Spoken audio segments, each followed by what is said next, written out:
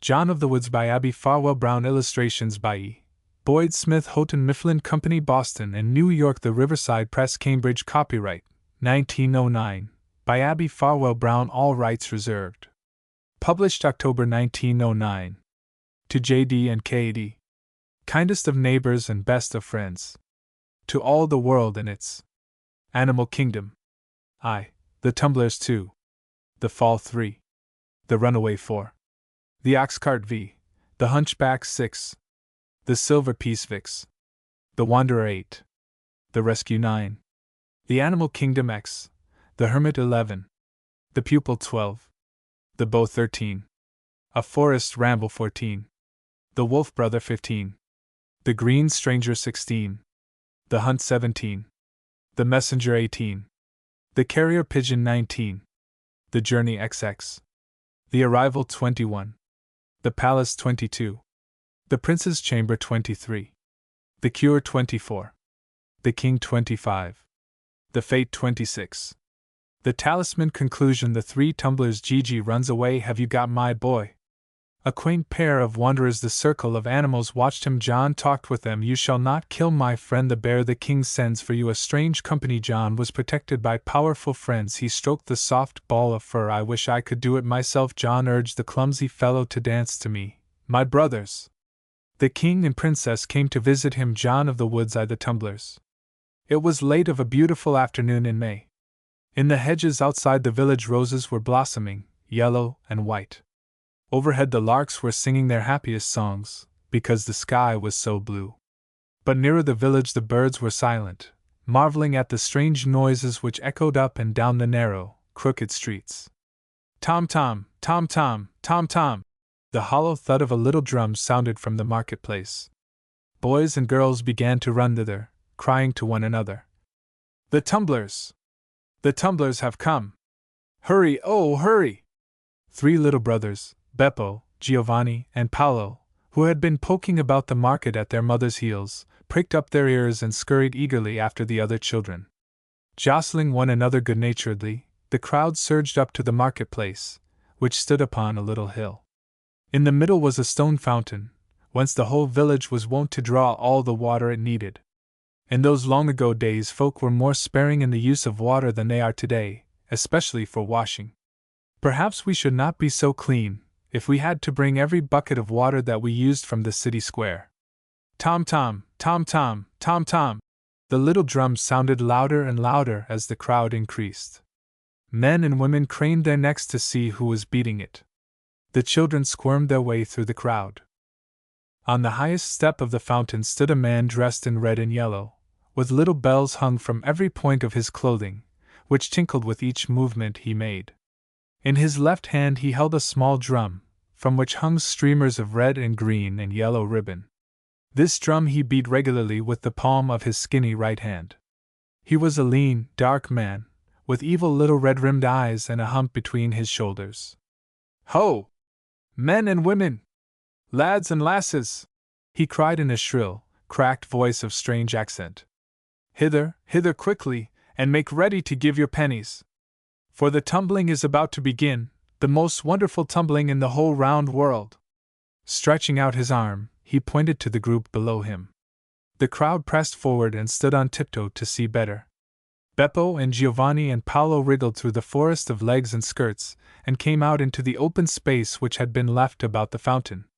And then they saw what the backs of the butcher and baker and candlestick maker had hidden from them. From the back of a forlorn little donkey that was tethered behind the fountain a roll of carpet had been taken and spread out on the ground. Beside this stood the 3 tumblers. One of them was a thin, dark man, small and wicked-looking, dressed, like the drumbeater, in red and yellow. The second tumbler was a huge fellow more than 6 feet tall, with a shaggy mane of black hair.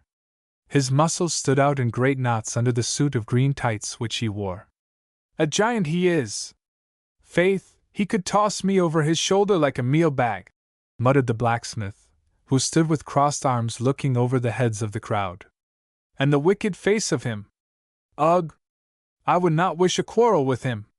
But the little boys in the front row were most interested in the 3rd tumbler, who stood between the other 2, with his arms folded, ready to begin.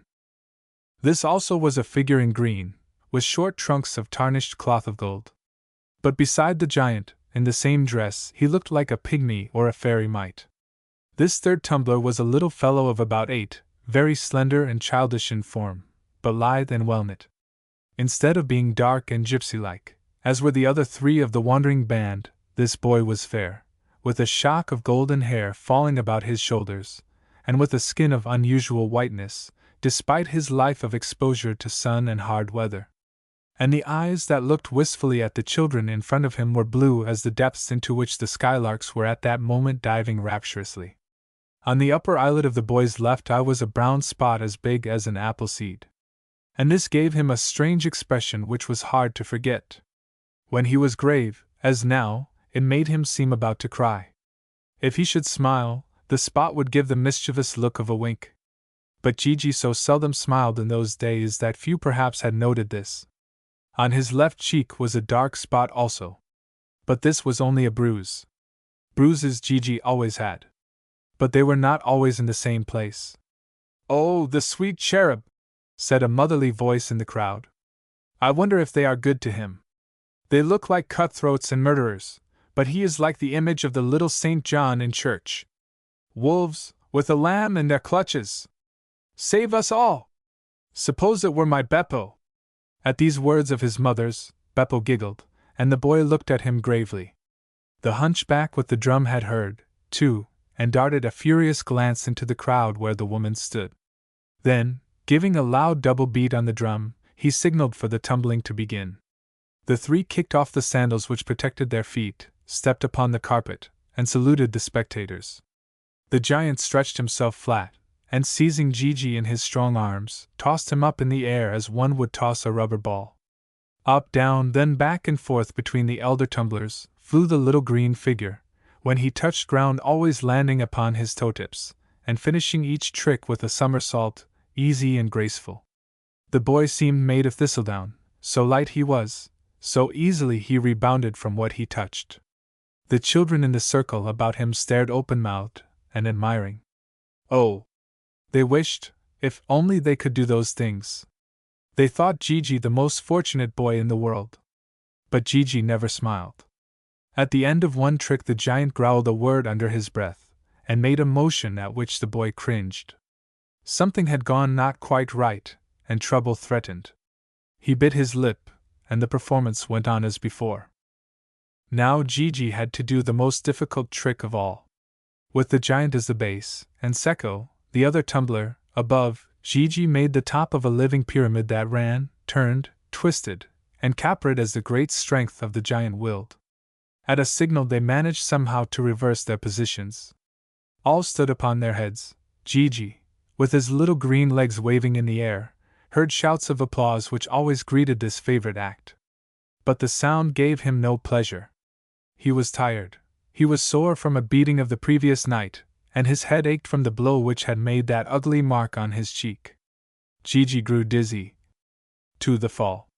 Suddenly a woman's voice screamed from the crowd. "Ah! The cherub!" Gigi had fallen from the top of the pyramid. He fell on his shoulder, and for a moment lay still. But presently he was on his feet, kissing his hand prettily to the crowd, and trying to pretend that he had fallen on purpose, as he had been taught. The giant and Secco were also quickly on their feet, and the 3 bowed, side by side, as a sign that the show was over. Secco hissed a word into Gigi's ear, and he knew what to fear next. He shuddered and tried to draw aside, but the giant turned to him, livid with rage, and with one blow of his heavy hand struck him to the ground. "So! You spoil us again!" he muttered. "You good for nothing! I'll teach you! Now take the tambourine and gather up the coins from the crowd. You'll get a beating anyway for this. But if you don't take up more than we had at the last town, you'll have such a trouncing as you never yet knew. Now then!" Dazed and trembling, Gigi took the tambourine, and shaking its little bells appealingly, went about among the people. They had already begun to scatter, with the wonderful agility of a crowd which has not paid. Some, however, still lingered from curiosity and with the hope of a second performance. A number of small copper coins jingled into Gigi's tambourine. He approached the good woman who had shown an interest in him. She stooped down and thrust a piece of silver into his hand, whispering, "It is for yourself, child. Do not give it to the cruel men. Keep it to spend upon a feast day, darling." Gigi looked at her, surprised. People so seldom spoke kindly to him. The brown spot upon his eyelid quivered. He seemed about to cry. The woman patted him on the head kindly. "If they are cruel to you, I'd not stay with them," she whispered. "I'd run away. Hey, Beppo! Hey, Giovanni! Paolo!" she called. "We must be off." And she turned to gather up her young ones, who were shouting about the marketplace, trying to stand upon their heads as Gigi had done. Gigi clasped the silver piece tightly in his hand, and went on, shaking the tambourine after the retreating crowd. But few more pennies were coaxed away. Presently he made his way back to the group of tumblers, now seated on the fountain steps. "Well, what have you?" growled the giant. Gigi presented the tambourine with the few pennies rattling around somewhat lonesomely. "Humph!" snarled Secco. "Less than last time. Is that all? A beating you get!" roared the giant. Gigi shivered. "No, not all," he said. "Here is a silver piece." And he held out the coin which the kind woman had given him. "Ah, silver! That is better!" cried Tonio the hunchback, with his eyes shining greedily. "Give it here!" And he snatched it and thrust it into his pouch. Tonio was the treasurer of the gypsy band. But the giant had been eyeing Gigi with an ugly gleam. "He was keeping it," he growled. "He did not mean to give it up. He would have stolen it." "It was mine!" cried Gigi with spirit. "She gave it to me and told me to keep it for a fiesta. But I gave it up because I did not want to be beaten again." "You did not give it up soon enough," roared the giant, working himself into a terrible rage. "You shall smart for this, you whelp! After supper I will beat you as never a boy was beaten yet. But I must eat first. I must get up my strength. No supper for you, Gigi. Do you watch the donkey here while we go to the inn and spend the silver piece. Then, when we are camped outside the town, then we will attend to you." 3. The runaway. It was but a step to the inn around the corner. Off went the 3 gypsies, leaving Gigi with the donkey beside the fountain. The poor animal stood with hanging head and flopping ears. He too was weary and heartbroken by a hard life and many beatings. His back was piled with the heavy roll of carpet and all the poor belongings of the band, including the tent for the night's lodging. For on these warm spring nights they slept in the open, usually outside the walls of some town. They were never welcome visitors, but vagrants and outcasts. Gigi sat on the fountain step with his aching head between his hands. He was very hungry, and his heart ached even more than his head or his empty stomach. He was so tired of their cruelties and their hard ways with him, which had been ever since he could remember. The kind word which the good woman had spoken to him had unnerved him, too. She had advised him to run away. Run away! He had thought of that before. But how could he do it? Tonio the hunchback was so wicked and sharp. He would know just where to find a runaway. Secco was so swift and lithe, like a cat. He would run after Gigi and capture him. The giant was so big and cruel. He would kill Gigi when he was brought back. The boy shuddered at the thought. Gigi pulled around him the old flapping cloak which he wore while traveling, to conceal his gaudy tumbler's costume.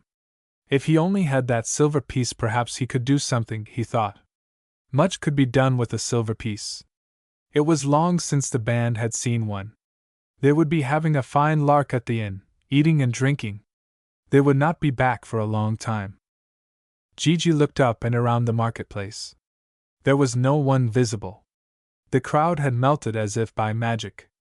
Every one was at supper, every one but Gigi. What a chance to escape, if he were ever to try. The color leaped into the boy's pale cheeks. Why not? Now or never. He rose to his feet, pulling his cloak closer about him, and looked stealthily up and down. The donkey lifted his head and eyed him wistfully, as if to say, "Oh, take me away, too!" But Gigi paid no attention to him. He was not cruel, but he had never learned to be kind. Without a pang, without a farewell to the beast who had been his companion and fellow sufferer for so many long months, he turned his back on the fountain and stole down one of the darkest little side streets. He ran on down, constantly down, for the village was on the side of a hill, and the marketplace was at its top. Around sharp curves he turned, dived under dark archways and through dirty alleys, down flights of steps, until he was out of breath and too dizzy to go further. He had come out on the high road, it seemed. The little brown cottages were farther apart here. It was more like the country, which Gigi loved. He turned into an enclosure and hid behind a stack of straw, panting. Illustration: Gigi runs away. He wondered if by this time they had discovered his flight, and he shivered to think of what Tonio and Secco were saying if it were so. He looked up and down the road. There was something familiar about it. Yes, it was surely the road up which they had toiled that very afternoon, coming from the country and a far-off village. They had been planning to go on from here down the other side of the hill to the next village, Gigi knew. But now would they retrace their steps to look for him? Just then he spied a black speck moving down the road toward him. Gigi's heart sank. Could they be after him already? He crouched closer behind the straw stack, trembling. They must not find him. Nearer and nearer came the speck. At last Gigi saw that it was a cart drawn by a team of white oxen, which accounted for the slowness of the pace. He sighed with relief. This at least he need not fear. As it came nearer, Gigi saw that in the cart were a woman and 3 little boys of about his own age. And presently, as he watched the lumbering team curiously, he recognized the very woman who had given him the silver piece an hour before. These, too, were the little boys who had faced him in the crowd. A sudden hope sprang into Gigi's heart. Perhaps she would help him to escape. Perhaps she would at least give him a lift on his way. He decided to risk it. For the ox cart. Gigi waited until the cart was nearly opposite, and he could hear the voices of the woman and the children talking and laughing together. Then he crept out from behind the stack and stepped to the side of the road. The great, lumbering oxen eyed him curiously, but did not pause. The children stopped talking, and one of them pointed Gigi out to his mother. "Look, Mama! A little boy!" "Hello?" cried the woman in her hearty, kind voice, stopping the team. "What are you doing here, little lad?" She did not recognize Gigi at once in his long traveling cloak. But suddenly he threw back the folds of it and showed the green tights underneath. "Do you remember?" he said. "You told me to run away. Well, I have done it. It is the little tumbler." "The tumbler, Mama!" cried the boys in one breath, clapping their hands with pleasure. But the woman stared blankly. "My faith!" she said at last. "You lost no time in taking the hint. How did you get here so soon? We were homeward bound when you had scarcely finished tumbling. Now here you are before us on foot." "I ran," said Gigi simply. "I came not by the highway, which is long and winding, but down steep streets like stairs, which brought me here very quickly." "See the bruise on his cheek, Mother!" cried Beppo, the littlest boy, pointing. The good woman saw it, and her eyes flashed. "Oh! Oh!" she clucked. "The wicked men! Did they do that to you?" "Yes. And they will do more if they catch me now," said Gigi. "I know. They have beaten me many times till I could not move.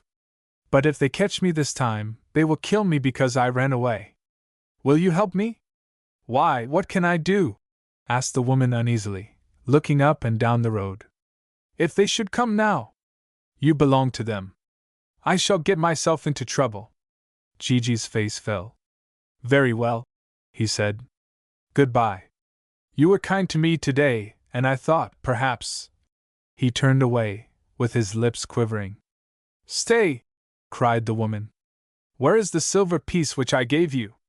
You can at least buy food and a night's lodging with that."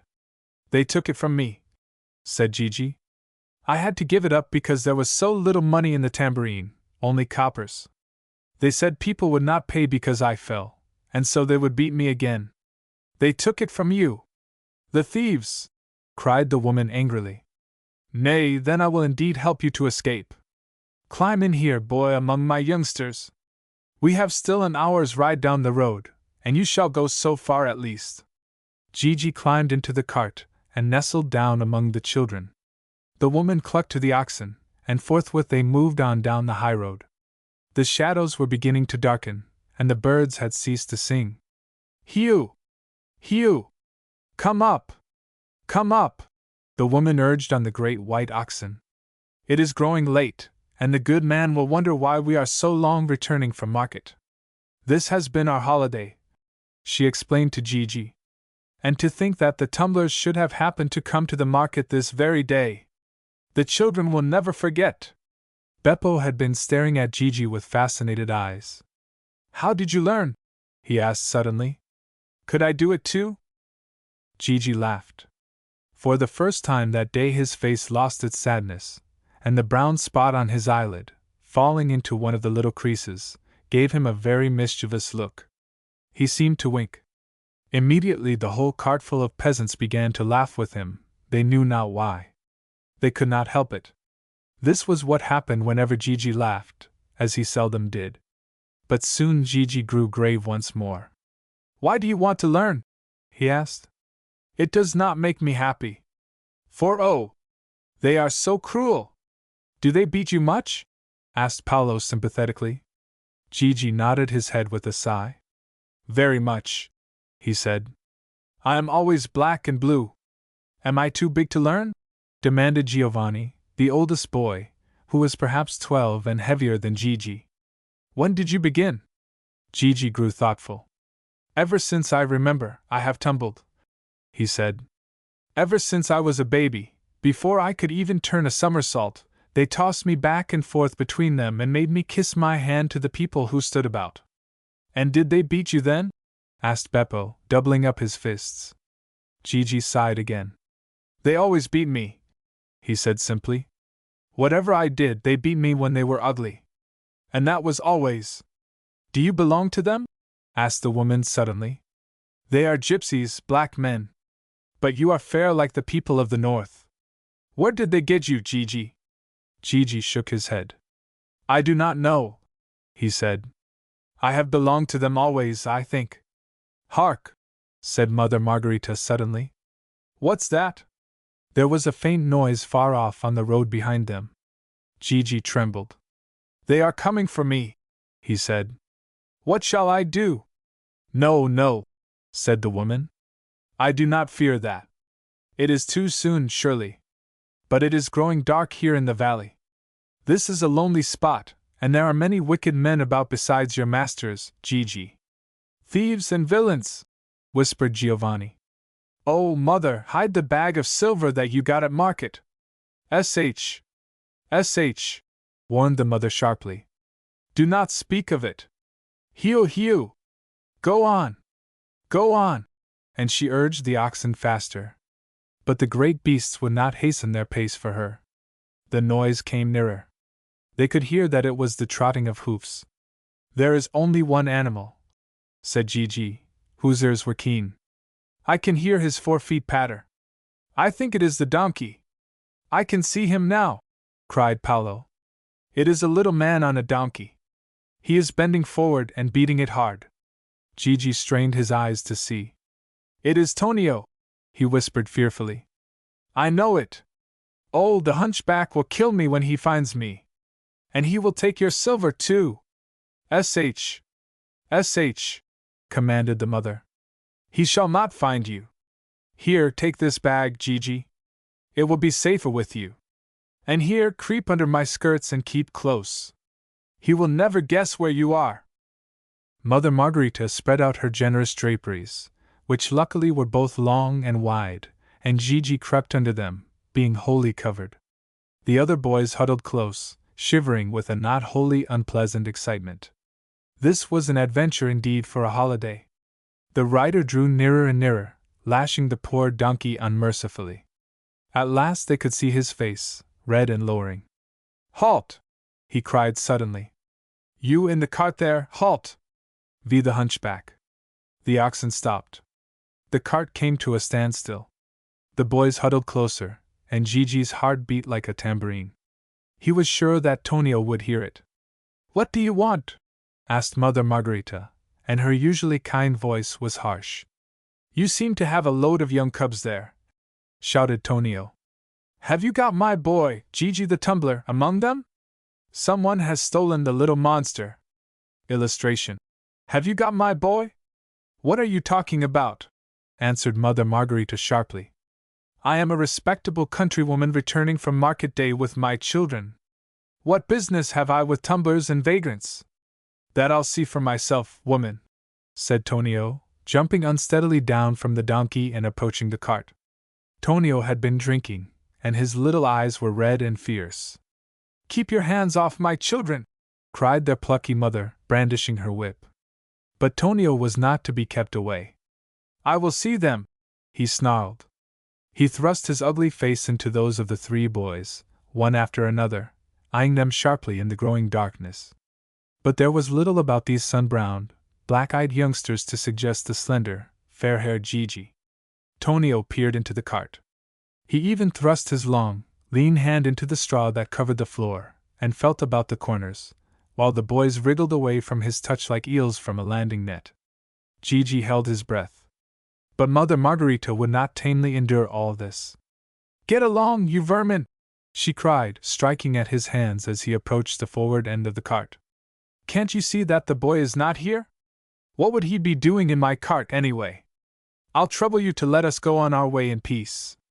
My man in the house down yonder will be out to help us with his crossbow and his dogs, if we scream a bit louder. Be off with you, and look for your boy in the village. Is it likely he would have come so far as this, the poor tired little lad? The others are searching the village," growled the hunchback tipsily. "They'll find him if he's there. 'Tis likely you are right. And then, I must be there to help at the punishing." "Oh, that will be sport. Have any other teams passed you on the road?" he asked suddenly. "Have you overtaken no one on foot?" "We have passed no one," said Mother Margarita truthfully, starting up the oxen. "Hugh! Hugh! Go on! Go on!" she clucked. "We must get home to bed." The hunchback withdrew from the cart unsteadily, and mounted his donkey. For a moment he looked doubtfully up and down the road, then he turned the poor tired animal's head once more toward the village, and they began to plod back up the slope. "The Lord forgive me!" whispered Mother Margarita piously. "I told a lie, and before my children, too. But it was to spare a child suffering, perhaps death. Surely, the Lord who loves little children will forgive me this sin." So the good woman mused, as, faint with terror and gasping for breath, Gigi came out from under her skirts. He handed back the bag of silver, and gave a sigh of relief. The little boys seized him rapturously. "You are saved, Gigi!" cried Paolo. "He will never find you now," said Giovanni. "See, we are almost home. You shall come and live with us and teach us how to tumble," cried Beppo, hugging his new friend closely. But Mother Margarita interrupted him. "Not so fast, not so fast, children," she warned. "Gigi is saved for now. But we may be able to do little more for him. Your father is master in the house, remember. Your father may not be pleased with what we have done. Never promise what you may not be able to give, my Beppo." And she fell to musing again rather uneasily. The boys were all suddenly silent, and Gigi, who had warmed to their kindness, felt a sudden chill. He had not thought of anything beyond the safety of the moment.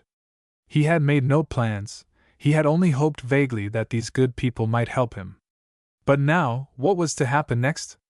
Was there still something more to fear? Suddenly the flash of a lantern lighted the road ahead. A man's voice hailed them loudly. "Hello? Hello? Will you never be coming home? Father! It is Father!" cried the three boys in an answering shout. Then with a common thought they all stopped short, and Gigi felt them looking at him in the darkness. "What will he think of Gigi?" he heard Beppo whisper to his brothers. "SH!"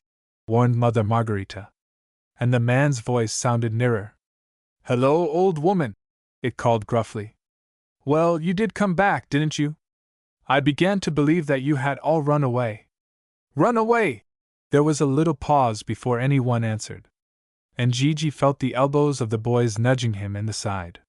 "Father's angry," they whispered. "Father is terrible when he is angry. You had better look out." Then Gigi knew that there was something else to fear that night, and his heart sank. Was there to be no end of his troubles? 6. The silver piece. The team stopped in front of a stone cottage, from the window of which the light shone hospitably. They all jumped down from the cart, and under cover of the darkness Mother Margarita hustled Gigi with the other boys into the house, while Giuseppe, the father, cared for the oxen. The mother busied herself in preparing supper, and the boys scattered about on various errands. But Gigi sat in a corner by the fire, too tired to move or speak. He had thrown off his long cloak, and the fire glanced brightly upon the green and gold costume of this quaint little figure, so out of place in the simple cottage. Presently Giuseppe entered with a heavy tread, and paused in amazement at what he saw on his hearthstone. "Hello?" he cried gruffly. "What's this?" Mother Margarita came forward quickly. "It is a little tumbler," she said. "We saw him do his tricks at the market today. The gypsies beat him, and he has run away. Let us give him at least supper and a shelter for the night, Giuseppe." Her tone was beseeching. "Hum!" grumbled Giuseppe doubtfully. "A runaway! A tumbler! A thief, I dare say, as well. A pretty fellow to bring into an honest man's house. His master will be after him, and then we shall all get into trouble for sheltering a runaway. Margarita, you were always a foolish woman. Is this all you have to show for market day? Where is the money?" "Here it is, Giuseppe," said the mother, handing him the bag of silver, which he thrust into his pocket. "Now let us have supper. You can count the silver afterward, and we will tell you about everything when that is over." With a very bad grace the father watched the little stranger timidly take his place at the board between Paolo and Giovanni, Beppo crying because he could not have the tumbler next to him, also. There was much to talk about at that meal. They had to describe the holiday at market, which was a great event for the little family. Then there were the tumblers, and the adventure of Gigi and the hunchback, that was the most exciting of all. And how near they came to losing the bag of silver which they had earned by selling their vegetables at the market. Giuseppe asked Gigi many questions, not unkindly, but with a bluntness that made the boy wince. And often Mother Margarita spoke up for him, with a kind answer. Gigi grew paler and paler, and his food lay almost untouched on his plate. He was too tired to eat. At last, when supper was finished, Mother Margarita rose and lighted a candle. "Come with me, Gigi," she said, "and I will show you where you are to sleep this night." Gigi followed her readily, glad to escape further questioning, and eager to rest his aching head. The little boys called after him a hearty good night. But Giuseppe saw him go without a word, casting sidewise looks after the retreating figures, and grunting sourly. There was no room for Gigi in the loft where the family slept. But out in the stable, beside the oxen, was a fresh pile of straw, a fine bed for the tired little wanderer. When Mother Margarita had bidden him a kind good night, and had closed the stable door behind her, Gigi threw himself upon the straw and was almost instantly asleep. The oxen breathed gently beside him, chewing their cud. Everything was still and peaceful. And the night passed. "Cock-a-doodle-doo!" crowed the first cock, speaking the same tone that he learned at the beginning of the world, and that he always uses in every land, among every people. It was but a few moments later when Gigi was awakened suddenly by a touch on his shoulder. The boy opened his eyes and stared about, bewildered. He did not know where he was. Who was this bending over him in the dim light? Not Tonio, not Secco, not the giant. Then he recognized Mother Margarita, stooping low with a pitiful expression on her face. She had a little bundle in her hand. "Get up, Gigi," she whispered. "You must be off. My man is so angry. He vows he will take you to the village today and give you up to your masters. He thinks you are a thief, Gigi. But I do not believe that you stole the silver piece." "The silver piece!" cried Gigi, still more bewildered. "Sh!" cautioned the woman, laying a hand on his lips. Giuseppe must not know that I am here. He sleeps still. When we counted the money in the bag, we found it short by 1 piece of silver, besides the one I gave you. That was my own to do with as I chose. But he believes that you stole another when you were holding the bag for me, hiding under my skirts. I did not take it, cried Gigi, wide awake now. Oh, I would not steal from you, not from you, the only person who was ever kind to me. There. I told him so, said the good woman soothingly. I told him I must have lost it at the market when I was making change for somebody. But he will not believe. You must be off, Gigi, before he wakes, or you will have to go back to those cruel fellows. Giuseppe is so set. Like a mule he is when he is angry. Gigi sprang to his feet and looked wildly around. Where shall I go? What shall I do? He asked. Mother Margarita looked at the pale little lad and her eyes filled. Poor little fellow, she sighed. Suppose you were one of my boys, Beppo or Paolo. But we must lose no time. And she dashed the tears from her eyes. Here is your cloak to hide that gaudy dress. And here is a bundle of food, all I could spare without the good man's knowledge. For it must seem that you have run away of your own accord. I know that will make him sure that you are a thief. But I dare not let him guess that I have warned you and helped you to escape. You do not know Giuseppe's anger. Farewell, dear little lad, and may the saints have you in their keeping. She led him to the door and pointed out the direction, in the grey dawn. She showed him where, to the north, by a great tree, a lane branched from the highroad. Follow that, she said. It will be safer in case you are pursued. And it comes at last to the great road into another country. There perhaps you will be safe and find friends who can help you more than I have done. Though none can wish you better. And she hugged him close. Farewell, Gigi, said the wanderer. With a lump in his throat, Gigi left the only roof that had ever shown him kindness. In the grey dawn he crept out to the highroad. There was no time to be lost, for already the east was growing pink, and soon the sun would be making long shadows on the open road. Giuseppe would surely spy him and bring him back. As soon as he was outside the farm enclosure, Gigi began to run. But he found that he was stiff and sore from his fall of the day before, and from the many beatings which he had received of late. Every bone in his body ached, and especially his head, which throbbed so as to make him faint. Still he ran on. For more than anything else he feared being captured and sent back to the gypsies. At last Gigi came to the great tree where branched the crossroad to the north. Here he turned aside. Then he drew a deep breath, feeling safer. He ceased running, and presently, being hungry and tired, he sat down upon a stone and opened the bundle which Mother Margarita had given him.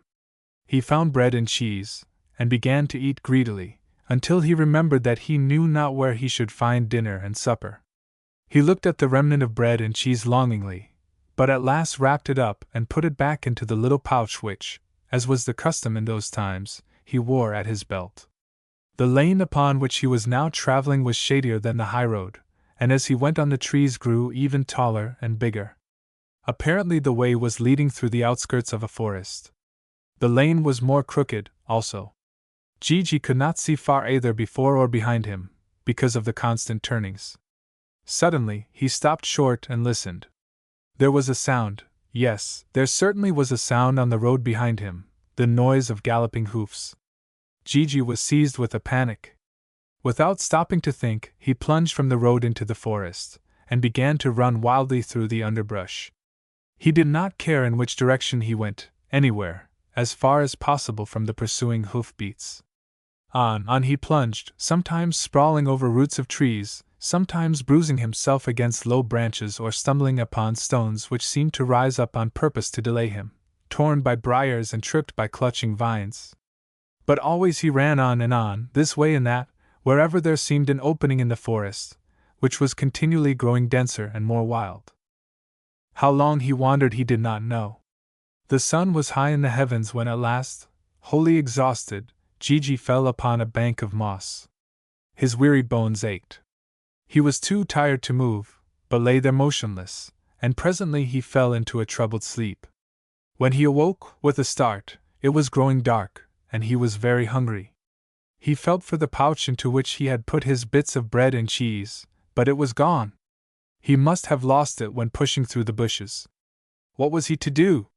He knew he must find his way back to the highroad, where he could perhaps beg a supper at some cottage. But how was he to know which way to go?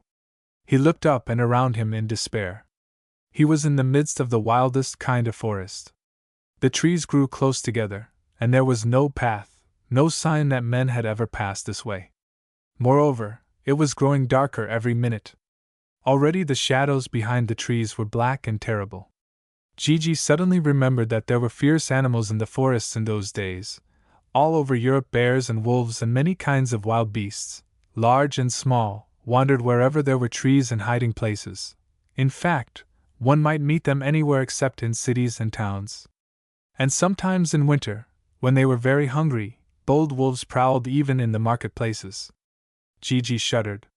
He dared not think of sleep, alone in this dreadful place. He must try to find the road. Once more he crawled to his feet and began to stagger through the darkness, groping with his hands to ward off the branches which scratched his face and the thorns which tore his garments into rags. Now there began to be strange sounds in the forest. The birds had ceased to sing, save for a chirp now and then as Gigi's passing wakened some tired songster. But there were other noises which Gigi did not understand, and which set his heart to knocking fearfully. The cracking of twigs far off and near at hand, little scurries in the underbrush as he approached, now and then the crash of something bounding through the bushes in the distance, sometimes a squeak or a chatter which sounded terrible to the little boy's unaccustomed ears. And finally, far off in the forest, came a long, low howl that set his teeth to chattering. Was it a wolf? The thought was more than Gigi could bear.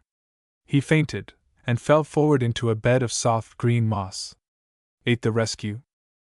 Gigi must have lain all night where he fell.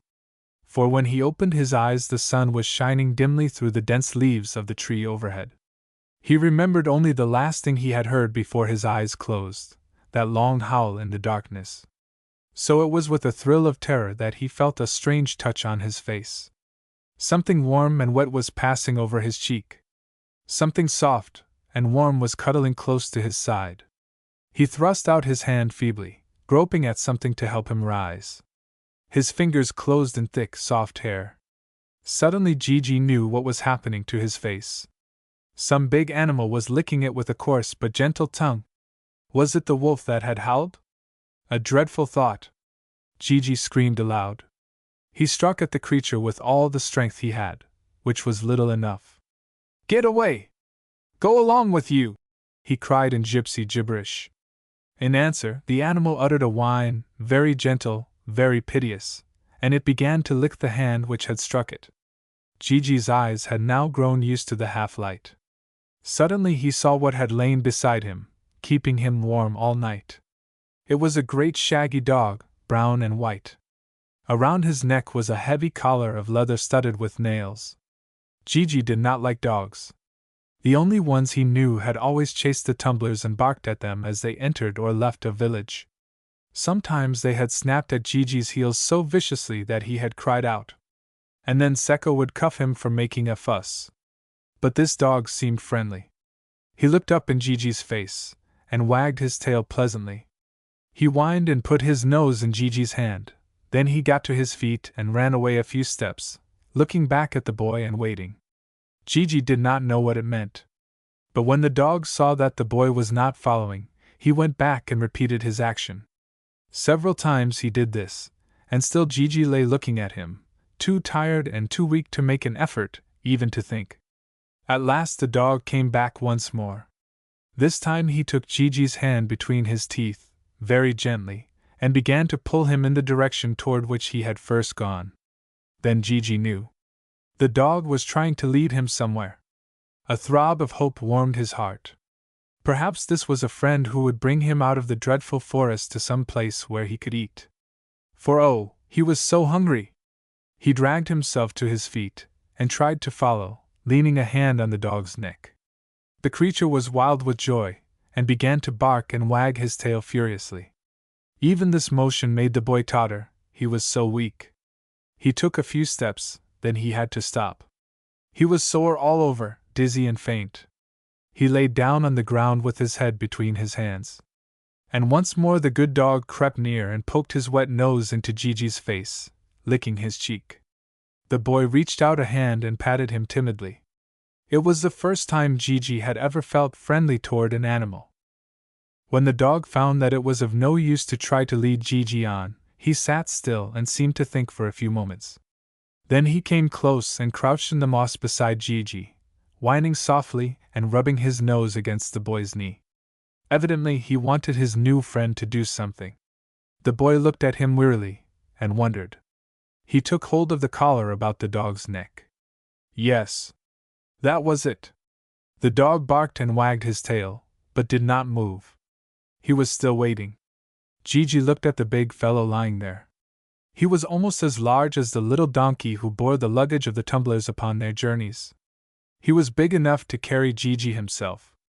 Was that what the creature meant?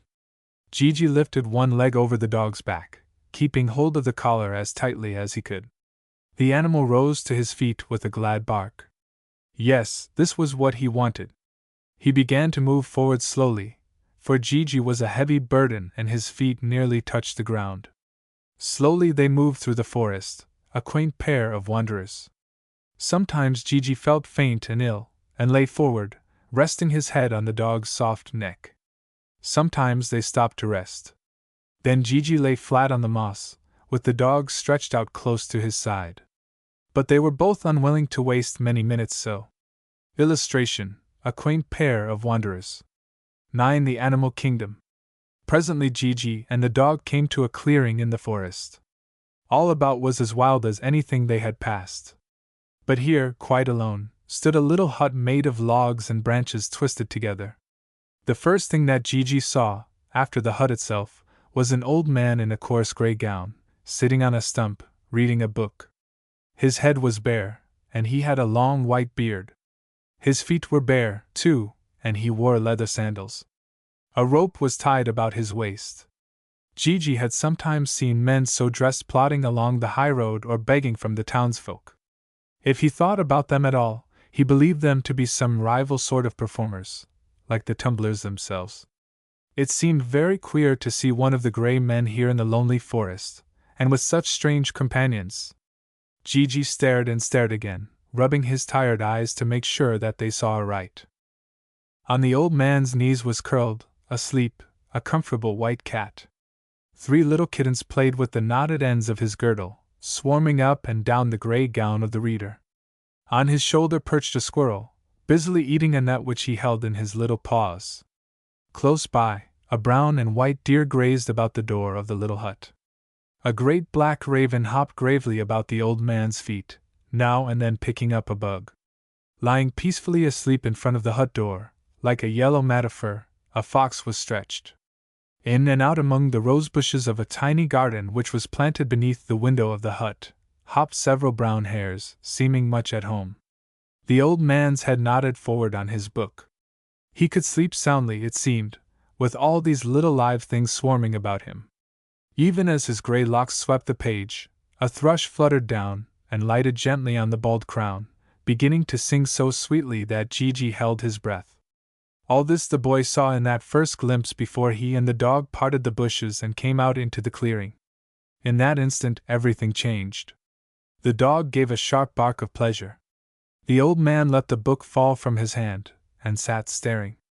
The animals leaped from their slumbers and scuttled away in every direction, some into the hut, some into the neighboring bushes, some melting as if by magic into the forest. The squirrel and the thrush took shelter in the treetops.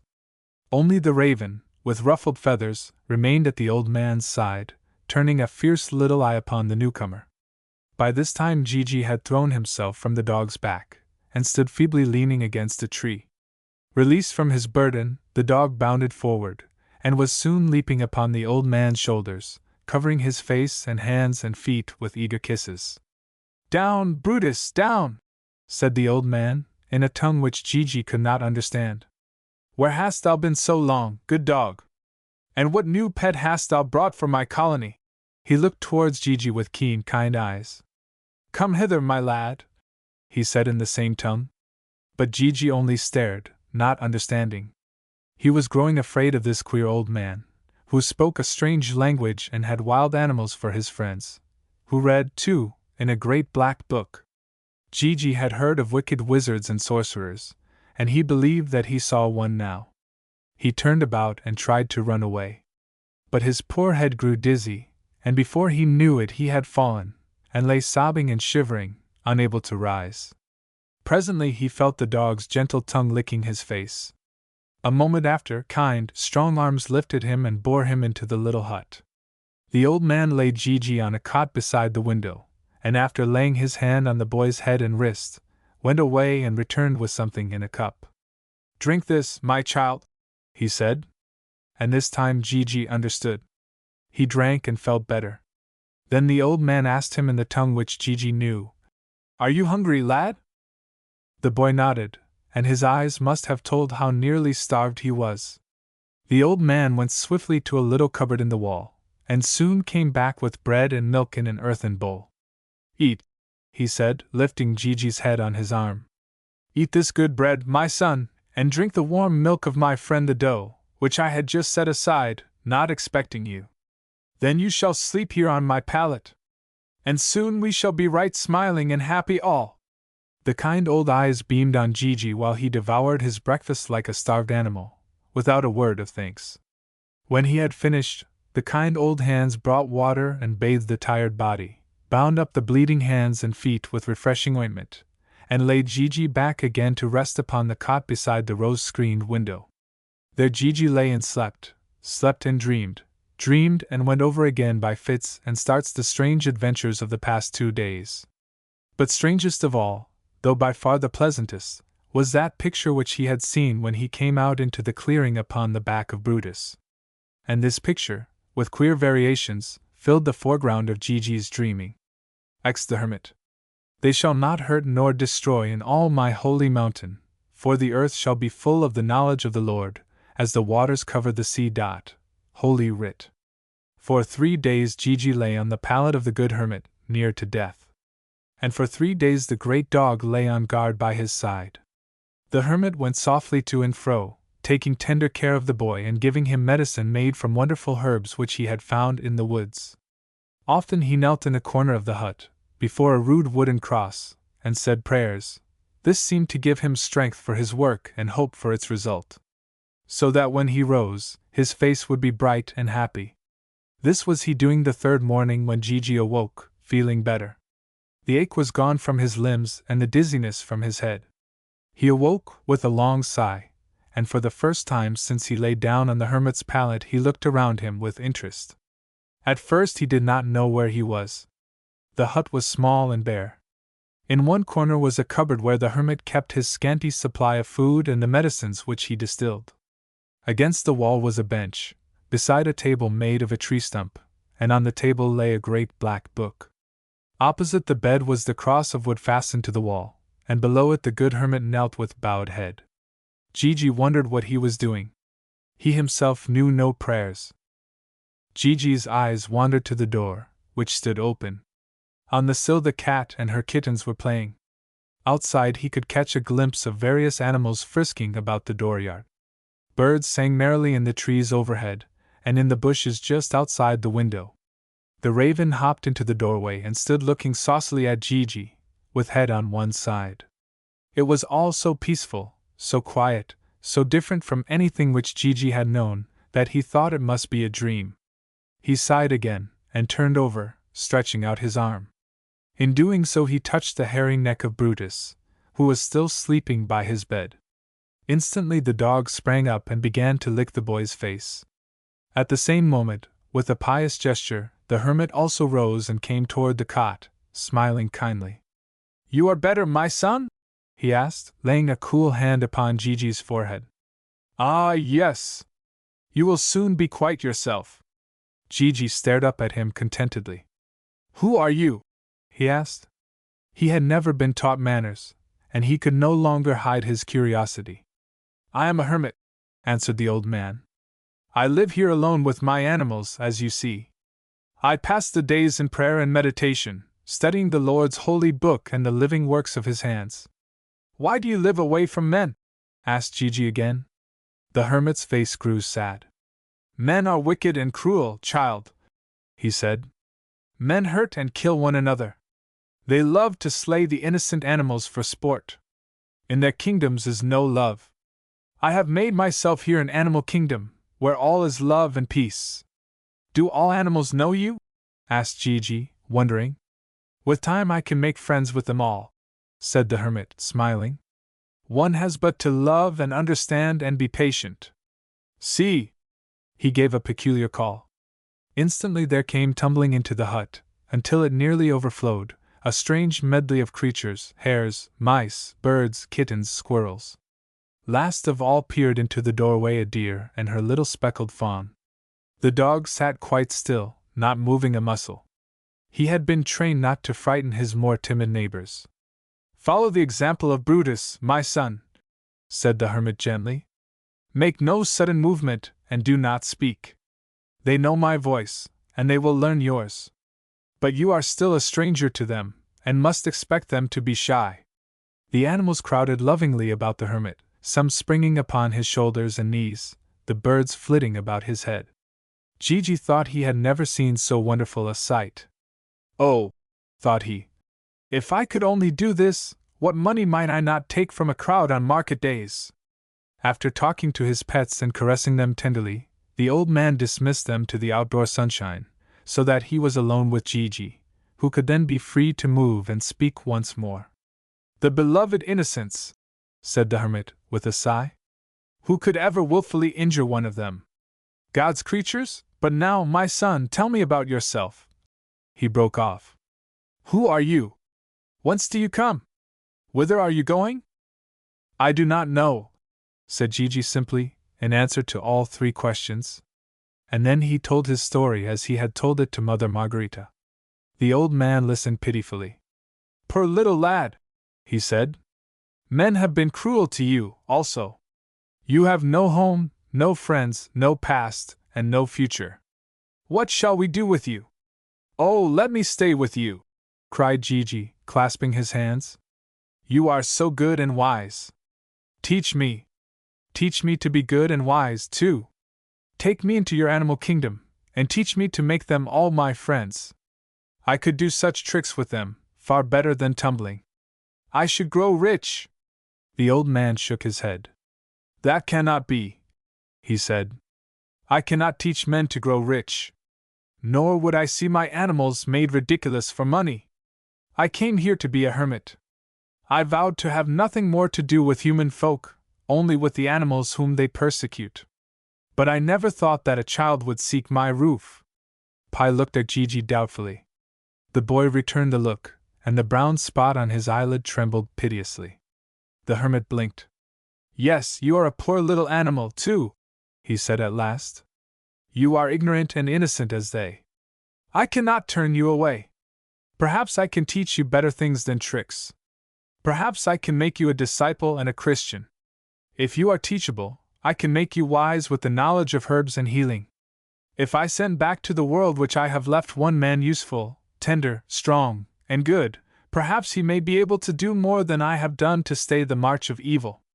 Gigi did not understand the words at all, but the tone was kind. He pushed the bandage from his head, looked up at the hermit, and smiled his own strange smile. I think you will not beat me, he said. The brown spot on his eyelid gave him the wink of mischief. Beat you! The old man's face broke into an answering smile, and he rocked to and fro with pleasure in Gigi's little joke. Then he bent forward suddenly, and stared into the boy's face with a keen look. The wicked eye of him, he said, talking to himself. How like it is! Strange, strange! About 9 years old he is. 9 years ago. He paused, gazing at Gigi, and murmuring under his breath. What are you wearing about your neck? He asked suddenly. Gigi put his hand to a tiny silver chain which just peeped above his green doublet, and drew out a flat piece of silver of strange shape, and with one side carved deeply with a notched cross. Where did you get this? Asked the hermit, strangely excited. I do not know, said Gigi, wondering. I have worn it always. Not even Sekko dared take it from me. I have heard him say so. But I do not know why." "The lost one!" cried the hermit, embracing Gigi, with tears in his eyes. Then, crossing himself, he added piously, "Dear little lad! We are in the Lord's hands. Gigi, you shall stay with me until the time is come. But you wear the cross, a blessed emblem. I shall call you no more by that heathen gypsy name. You shall bear the beloved Christian name of John, to which perhaps you have as good a right as any. Ah! I will not tell you more. I will wait until I see if you be worthy indeed. If not, his son shall never know." All this Gigi did not understand. But he was happy to know that he might stay. And he began his new life as one of the hermit's animal kingdom by hugging close old Brutus, his first four-footed friend, who had brought him safely to this haven. 11. The pupil. "But ask now the beasts, and they shall teach thee, and the fowls of the air, and they shall tell thee. Holy Writ." Gigi the gypsy was now become John, no longer an outcast and a wanderer, but a happy little Christian boy. Surely no child ever lived so strange a life as he.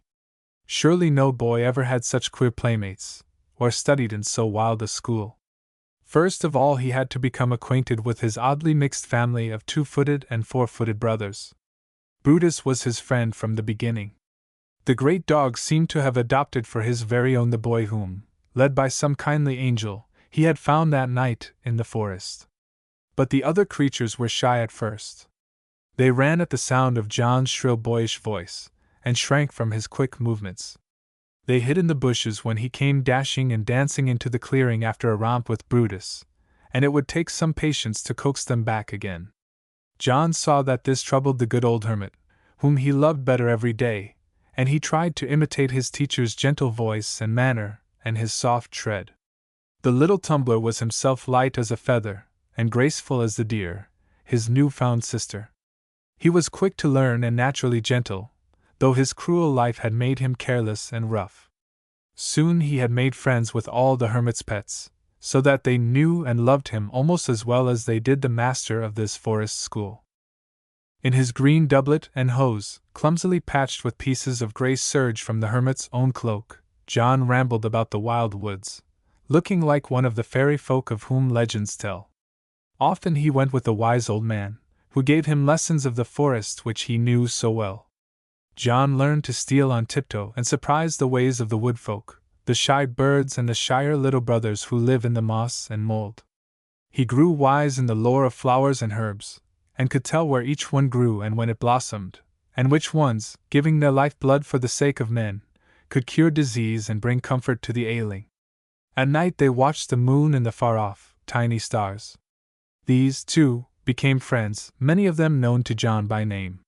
He loved each one, for the hermit said that they also were his brothers and sisters, like the birds and beasts and fishes, all being the children of that Father who had made this beautiful world to be the home where all should live together. But the book of nature was not all that John studied in these days. He learned to read also the written language of men, and studied the wise and holy words which have kept goodness before men's sight since knowledge began. Until now John had never opened a book or held a pen.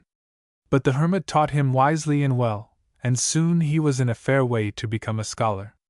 A busy life he led, what with his studies indoors and out, and his duties about the hut, for the hermit taught him to be deft in all tasks, however simple and homely. John could cut up firewood or cook a porridge with as happy a face as he wore when he played with Brutus or sang the morning hymn of praise at the good hermit's side. One thing his teacher would not have him forget. He must practice his tumbling every day. For the hermit said, "No skill once learned will ever come amiss, my son. You spent years and suffered hardly to gain this agility. It seems to me not frivolous nor undignified, but a beautiful thing, to keep one's body lithe and graceful even as are the free-natured animals. Then practice, John, and some day even this skill may not come amiss." So the boy practiced daily in front of the cabin. He danced and tumbled. He turned somersaults and stood on his head. He leaped with a pole and swung nimbly as a monkey from the limbs of the overhanging trees. And the circle of animals watched him gravely, marveling no doubt at the strange antics of their brother, but, being now used to his voice and manner, either annoyed nor shocked by anything which he might do. Illustration: the circle of animals watched him.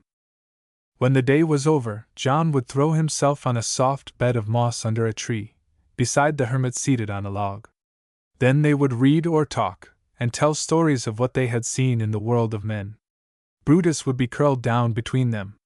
Blanche and her kittens, big and little, would play with John's hair as he lay there. The squirrel, perched on the boy's doubled-up knees, would chatter and crack nuts.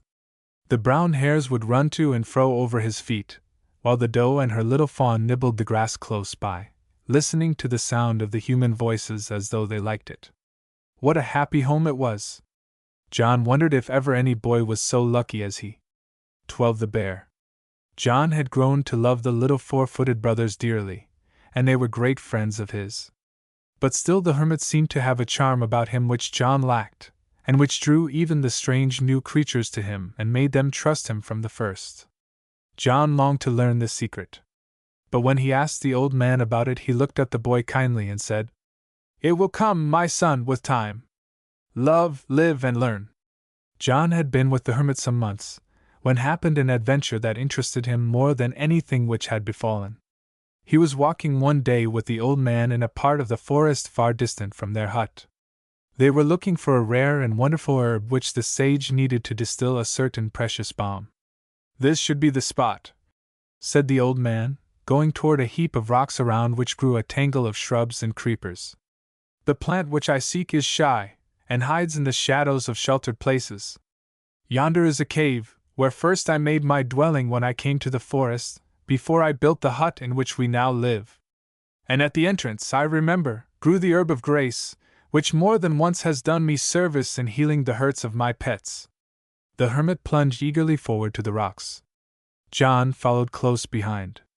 At the entrance to the cave, the old man stooped to pluck the herb which they had come so far to seek, and John, clambering beside him, bent curiously to peer into the cave.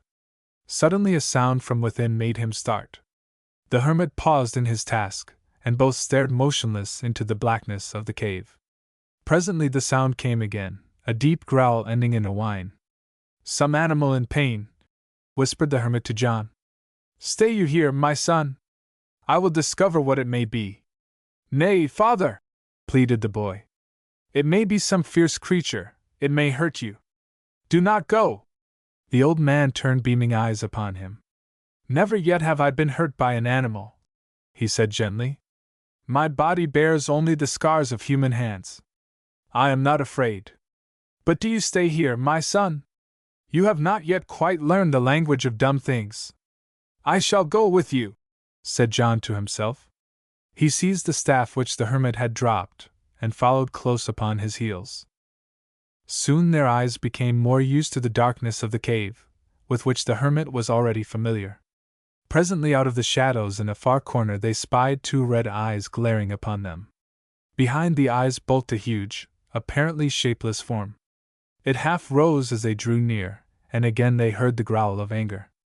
But as the creature made a sudden movement, the growl turned into a howl of agony, and it rolled back into the corner, whimpering. John plucked the hermit by his robe. "It is a bear," he said. "I have met them sometimes upon the highways, traveling with mountebanks. And the men told me that they were very fierce and hard to tame. Be careful, my father! Go not near, I beseech you!" But the old man paid no heed to his words. Bending forward, he made a strange sound in his throat, a soothing, cooing noise. The bear heard it, and ceased to whine. They saw the ugly head rear up and look at the hermit wildly. Again he made the sound, and stooping without fear brought his face close to the bear's great body. The animal did not move. Presently the hermit turned to John. "The poor beast has a wounded paw," he said. "An arrow has hurt it badly." He unfastened from his girdle a cup which he always carried in his wanderings. "Here, my son," he said. "Fill this at the spring which we passed yonder. The creature suffers from thirst." John hesitated. "Is it safe to leave you here alone with this wild beast?" he asked. The hermit smiled. "Quite safe," he said. "Do you think I need your protection?" Brother Bear will soon know me for his friend." When John returned, he found the hermit sitting on the floor of the cave, with the bear's paw resting on his knee. The animal was quiet, save for a whimpering now and then.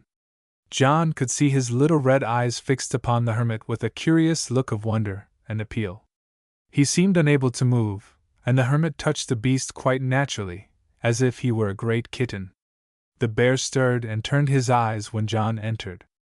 "Thanks, son," said the hermit, taking the cup from the boy's hand, and turning again to the bear, he held it to the animal's mouth. "Drink, brother," he said. Eagerly the bear lapped up the water. "Now, my son," said the hermit to John, "go you to the entrance of the cave and pluck me a handful of the healing herb leaves. I must bind up this suffering paw." "Surely, father," begged John, "you will not try to touch the creature's wound. He will tear you to pieces." The old man turned reproachful eyes upon him. "Son," he said, "I have tried to teach you obedience. Go, get me the leaves." Without more words, John hastened to do as he was bid. When he returned with a handful of the plant, he found that the hermit had bathed the wounded paw of the now quiet animal.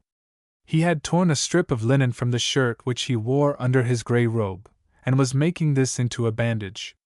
Soon he had crushed the leaves and had bound them upon the foot of the bear, who lay still and gentle under his hands. John stared, amazed. "Now we will go home," said the hermit softly, "and you, John, shall return with food for this poor hungry brother. You will soon make him your dear friend also. For, you see, he asks only love and patience. Men have been cruel to him. But we will be kind to our brother bear." Thus John learned a new lesson of courtesy to the wilder, bigger beasts. That same day he made the long journey a second time, bringing the bear his dinner, with a comb of wild honey which the hermit had found on the way home. And he had the joy of seeing the creature act no longer like an enemy, but like a timid friend. Day after day John went and ministered to the sick animal. At last there came a joyous time when the bear rose to greet him on his approach. The injured paw was healed. And when John left the cave that night, the bear hobbled at his heels, even to the clearing where the hermit lived. He would not go farther at that time. He sat down on his haunches outside the border of tall trees, and when John tried to coax him he looked at the hut doubtfully. At the sight of Brutus he made lumberingly away. A few evenings later the bear came of his own accord to beg for his supper, and at last this became a custom. Soon he also was accounted a member of the animal kingdom, and became good friends with them all. In time John taught him many tricks, such as he had seen the mountebanks do with their traveling bears. But unlike them, John taught only by kindness, and his bear learned the faster. 13. A Forest Ramble. "Father," said John one summer afternoon, when his tasks for the day were quite finished, "Brutus and I are going for a long walk." "Very well, my son," answered the hermit. "I will bide here and read my book, for the heat has made me somewhat weary. But see that you return before sunset." "Yes, father," said John. Slinging over his shoulder a little basket in which to fetch home any strange plants which he might find in the forest, John whistled to Brutus, and the pair trotted away together, as they loved to do. The hermit looked after them, and smiled. "John is a good boy," he said. "One day he will be a fine man. May the saints help me to make him worthy of his father, and of the name he bears." Then he turned to his beloved book. John and Brutus went merrily through the forest, the boy singing under his breath snatches of the cheerful hymns that he and the hermit loved. The dog ran ahead, exploring in the bushes, sometimes disappearing for long minutes at a time, but ever returning to rub his nose in John's hand and exchange a silent word with him. They were not going for any particular errand to any especial spot. They were just rambling wherever the forest looked inviting, which is the nicest way to travel through the woods, especially if one of you can be trusted to find the way home, however wavering may be the trail that you leave behind. It was what John loved to do more than anything in the world. The woods were cool and green and full of lovely light. It was so still and peaceful, too. The tiny queer noises all about, which once, before he knew the kingdom of the forest, had frightened him so much, now filled John with the keenest joy. Often he paused and listened eagerly. He liked to feel that he was surrounded everywhere by little brothers, seen and unseen. With a word to Brutus, which made the dog lie down and keep perfectly quiet, John would steal forward softly and peer through a screen of bushes, or into a treetop, and watch the housekeeping of some shy brother beast or bird. Once he flung himself flat on the ground, and lay for a long time eagerly watching the antics of a beetle. A little later, with Brutus patiently beside him, he sat cross-legged for 10 minutes, waiting to see how a certain big yellow spider would spin her web between two branches of a rosebush. They wandered on and on. A great golden butterfly rose before them from a bed of lilies, and together he and Brutus ran after it, not to capture and kill it, oh no! For to John the wonder of the flower with wings lay in the life which gave it power to move about, and pay calls upon the other blossoms that must be always stay-at-homes. John chased it gaily, as one brother plays with another. And when it lighted on a rosebush or a yellow broom-flower, or poised on a swaying blade of grass, he crept up and admired its lovely colors without touching the fragile thing. But at last, as if suddenly remembering an errand which it had forgotten, the butterfly soared quickly up and away over the treetops and out of sight. "Goodbye, little brother!" called John after it. "I wish I could fly as you do and look down upon the kingdom of the forest. Then indeed I would learn all the secrets of our friends up in the treetops there, who hide their nests so selfishly. Oh, I should so love to see all the little baby birds. To be sure, some that I have seen in the ground nests are ugly enough. Oh, the big mouths of them! Oh, the bald skins and prickly pin feathers! Ha! Ha!" John laughed so heartily that Brutus came running up to see what the joke was. "Oh, Brutus!" cried John. "I think I know why the father and mother birds build their nests so high. They are ashamed to have any one see their funny little ones before they are quite dressed." Brutus looked up in John's face and seemed to smile. The boy and the dog often had talks together in this wise. "I think I will ask them," said John. "Now, Brutus, lie still." He gave a peculiar whistle, waited a moment, and repeated it, twice, thrice. At the first call there was a fluttering in the branches overhead. At the second call one saw the silhouettes of tiny bodies dropping from branch to branch ever nearer to the boy below.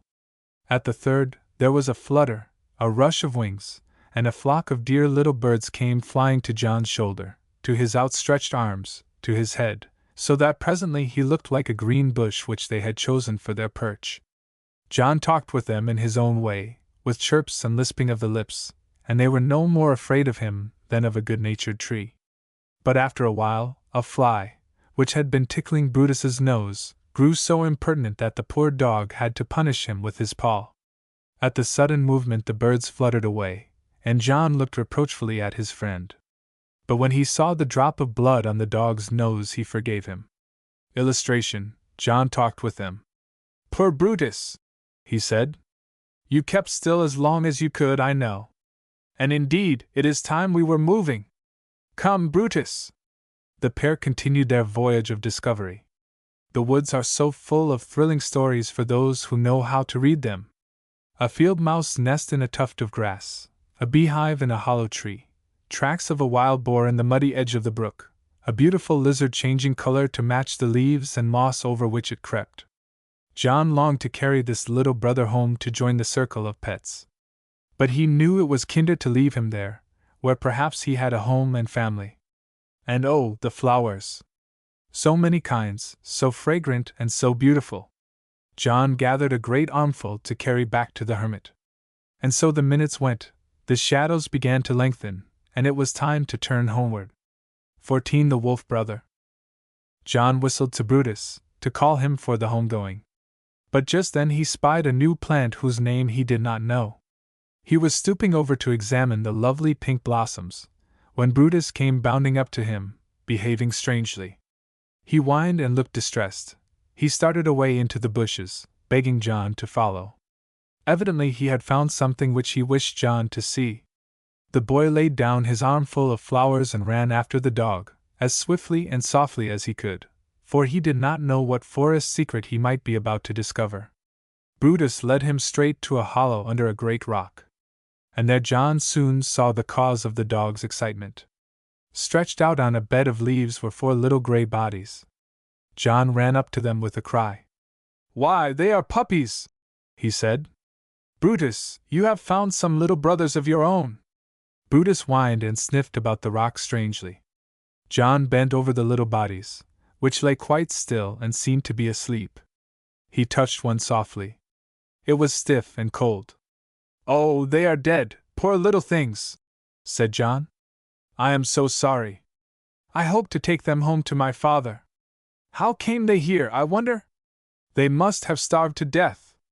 Just then John saw one of the puppies give a tiny shiver. Its legs moved feebly, and its eyes opened. "Ah! One of them still lives!" he cried eagerly. "Perhaps I can save its life, the dear little thing."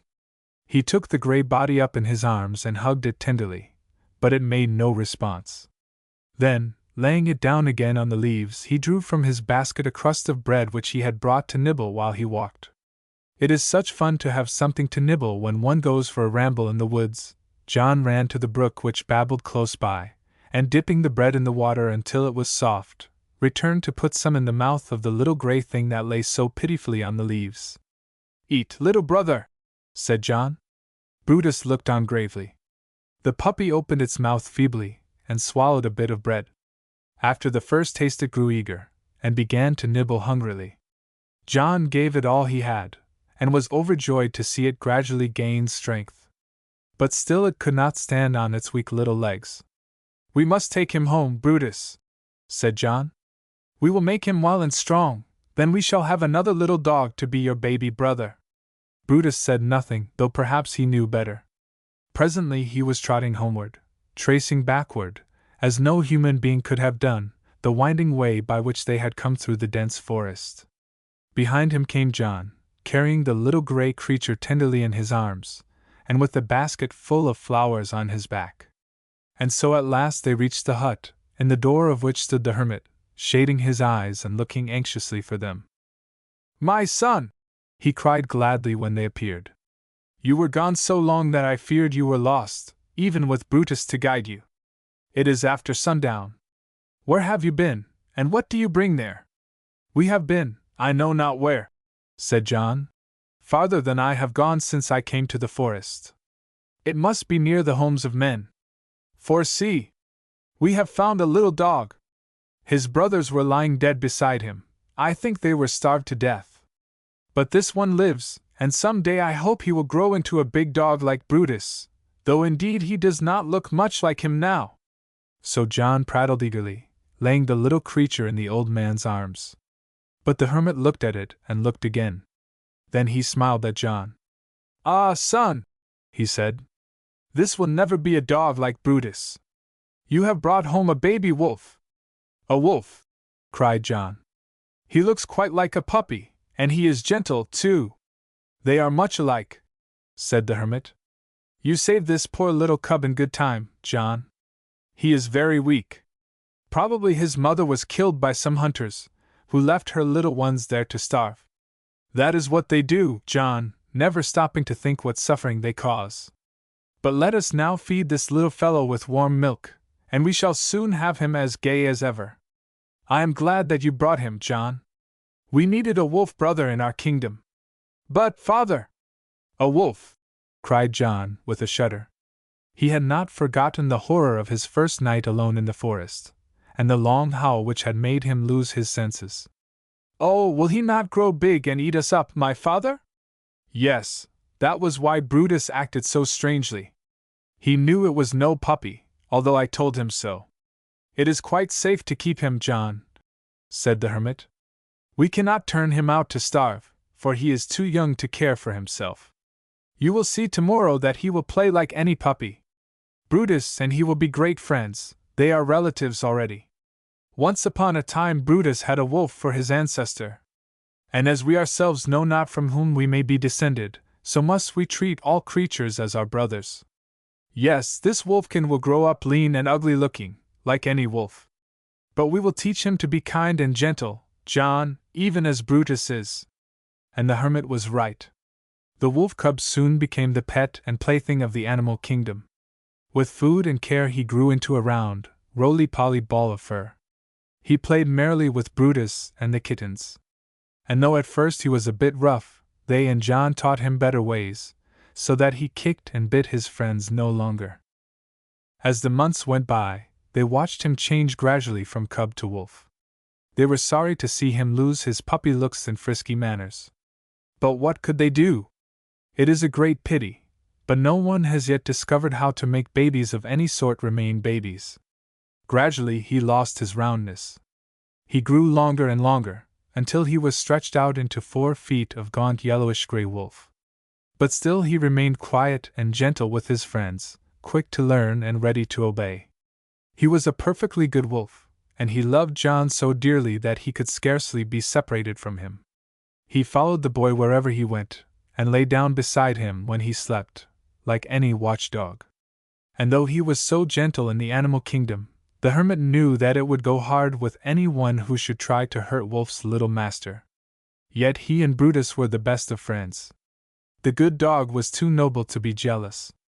15. The Green Stranger. For 5 happy years John lived with the good hermit, and became a sturdy lad of 14 before anything new happened of great moment to the animal kingdom. In all this time he had seen no human creature except the hermit himself. Their hut was so far in the forest that no travelers ever passed that way. But John was never lonely, for he had the kindest of fathers in the hermit, and the happiest of comrades and playmates in the circle of pets, ever increasing, who gathered about the abode of peace. Brutus was still his dearest friend. But the wolf was almost as intimate. As for Bruin, he was never a constant dweller with the colony, but came and went at will. Sometimes he disappeared for weeks at a time, and they knew that he was wandering through the forest which stretched for miles in every direction, pathless and uninhabited. And sometimes they wondered what adventures the big brother might be enjoying. If only he could tell me, wished John. But this kind of gossip was still impossible between them. One day John was out in the forest, not far from the hermit's hut, cutting wood for the winter, which was near at hand. He was alone, for a wonder. The wolf had come with him, but had now trotted away into the forest on business of his own. The bear had disappeared some weeks before, on one of his pilgrimages. Brutus was at that moment with the hermit in the hut, for the dog divided his attentions between the young friend and the old. John had lifted his axe to attack a certain tree when, with a scurry of little feet, a frightened hare came bounding past him, ears laid back and eyes bulging with fear. It was so strange to see a startled creature in this peaceful wood, that John dropped his axe wonderingly. Then he noted that the birds were chattering nervously overhead, and his quick ear caught furtive rustlings in the underbrush all around him. The forest was alive with fears. Presently the wolf came bounding past, with wild eyes, evidently making for the hut. John called, but the frightened creature did not pause. Very soon John heard over his shoulder an unusual sound. He turned quickly, and saw a sight which made his heart rise in his throat. Across an open glade in the wood his friend the bear was lumbering on all fours, wild-eyed, with lolling tongue and panting breath. Close behind him came on foot a young man, several years older than John, dressed in a suit of green velvet, with a plumed cap. In his hand he bore a long spear, and he was charging upon the bear with a cruel light in his eyes. Suddenly Bruin made for a tree, and began to climb, clutching the bark frantically with his claws. At sight of his prey about to escape, the stranger gave a loud, fierce cry and dashed forward, at the same time drawing from behind his shoulder a bow such as men used in hunting. He fitted an arrow to the string, and was about to shoot, when John sprang forward with blazing eyes. "You shall not shoot!" he cried. "This is a peaceful wood. You shall not kill my friend the bear." Illustration: You shall not kill my friend the bear. At this unexpected happening, the young man turned with a start and a snarl, like a dog from whom one would take away his bone. "Who are you?" he cried angrily. "How dare you interrupt my sport? Do you know who I am?" "I do not care who you are," answered John. "You shall not hunt in these woods, you must go away." "Go away!" The face of the stranger was white with rage. He turned from the tree in which the bear had now found a place of safety behind a crotch, and pointed his arrow at John. The lad saw his danger. Even as the stranger drew the arrow to its head, John leaped forward. Before the other knew what was happening, John seized him in his arms and with a mighty effort wrenched away the weapon. It was wonderful how easily he mastered this fellow, who was some inches taller than himself. Beside himself with rage, the stranger grappled with John, and then began a wrestling match strange to see. If the bear up in the tree knew what it all meant, he must have been very much excited. The two lads clinched, swayed, and finally fell to the ground, rolling over and over. The stranger pummeled and kicked, scratched and bit. John merely defended himself, holding his enemy firmly and trying to keep him under.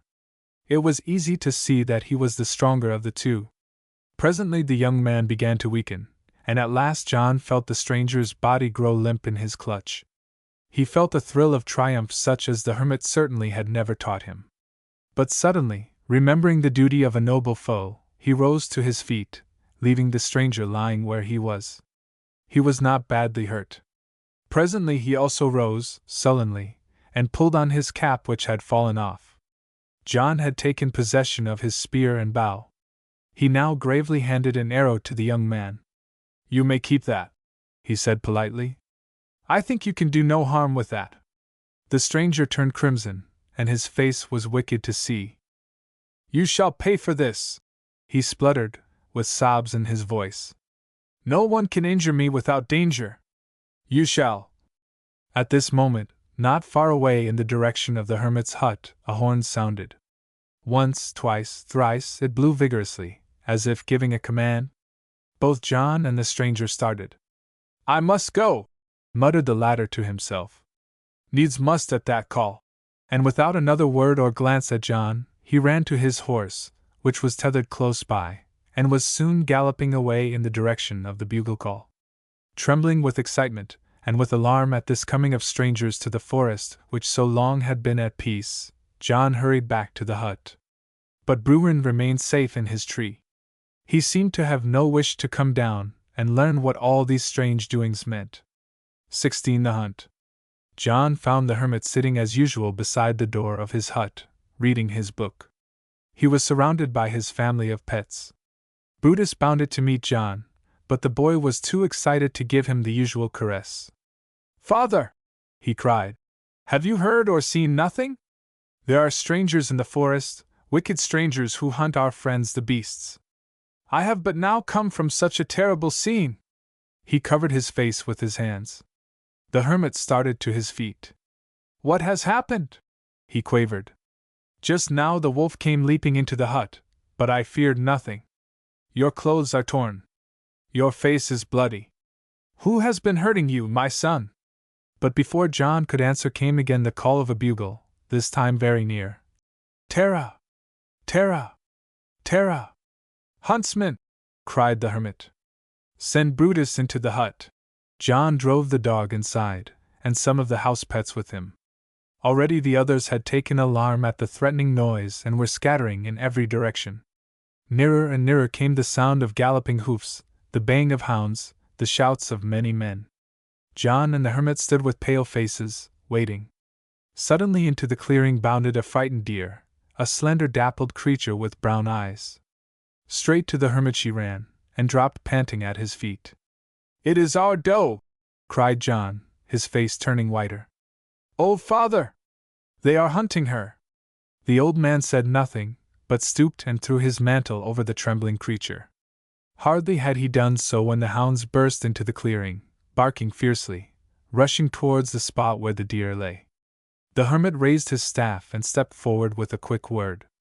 Instantly the dogs paused, cringing. They snarled and snapped their teeth, but made no motion to draw nearer. There was another loud bugle blast, and a group of horsemen burst into the open space. "Hola! Hola! The stand!" cried the foremost rider, flourishing his sword. The others clustered about this leader. He was a tall, oldish man, red-faced and fierce-eyed. Like the stranger whom John had met, he was magnificently dressed in green velvet, with a gold chain about his neck and a star blazing on his breast. He wore also a green cap bound with a gold band, from which a golden feather drooped to his shoulder. The gloves which he wore, the baldric of his bugle, and the hilt of the sword which he brandished aloft, glittered with jewels.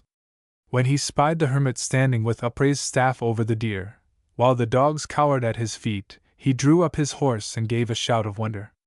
Then once more there was a moment of intense silence in that spot whose quiet had been broken by such a din. Thereafter the splendid leader of the hunt spoke in a brutal voice. "Ho! Who are you who interrupt our hunt and stand between us and our quarry? Stand aside, old man, whoever you are. This is no place for you. The deer is ours." He flourished his jeweled sword eagerly. "I shall not stand aside," said the hermit. "This doe is mine, my friend and companion. Her milk has nourished me many a day, and she shall not die in this place which is my home." "Shall not die?" cried the huntsman hoarsely. "Do you know to whom you speak?" "I can guess," said the hermit quietly. "From his cruelty and his free speech I judge it must be he who calls himself king of the realm beyond this forest. King of this forest and lord of all that dwell therein," shouted the huntsman ferociously. "And who are you who dare oppose me?" "I am a hermit," said the old man simply. "My service is to God, whom you dishonor. My friends are the creatures whom you hunt. My study is to save life, which you would destroy. Depart, and leave in peace this place where life is sacred." "Depart!" roared the king, while his nobles crowded around him, murmuring and bending threatening looks upon the hermit and the lad. "Not till yonder animal is slain. Ho, have at her!" With prick of spur he urged his horse forward. But quick as thought the hermit with his staff drew a circle around himself and John and the doe, which still lay panting at his feet, wrapped in the grey mantle. "Dare not to cross this line!" he cried. "This ground is holy. Years ago in the Father's name I consecrated it. 'Tis holy as any cathedral, and 'tis sanctuary for man and beast. Hear what the Lord says to you. They shall not hurt nor destroy in all my holy mountain." The hermit raised his hand and spoke a word to the horses that were being urged forward. With a shrill whinny they rose on their hind legs, pawing the air, and refused to advance. "What witchcraft is this?" cried the king, spurring his steed cruelly. But the animal, like the dogs, obeyed the hermit's will rather than the king's. "No witchcraft," said the hermit, still guarding the deer with his upraised staff. "It is the Lord's will. You, who have ever disobeyed his holy word, perhaps know not how dear to him were the birds and beasts. His first companions. His childhood friends. And to this day, for he himself hath said it, not a sparrow falleth without his knowledge and pity. O wicked man! How then can you delight to kill?" The king gazed at the hermit like one in a dream. "How dare you say such things to me, your king?" he said at last. "You are no king of mine, thank God," said the hermit. "I am an exile. I am of no land. This forest is my domain, my animal kingdom. Depart, I beg, without more bloodshed. O king, already in time past the hunt has cost you dear. Will you not take heed lest the Lord punish you further for your sins?" The king turned pale. "This is certainly witchcraft," he muttered. "What know you of the past?" he cried, almost as if against his will. "I know much," said the hermit calmly. "I know that hunting cost the life of your eldest son. Will you not heed that warning, lest more ill befall?" There was a stir among the nobles, and John saw the young man with whom he had wrestled a short time before spur his horse forward to the king's side. His face was black and angry.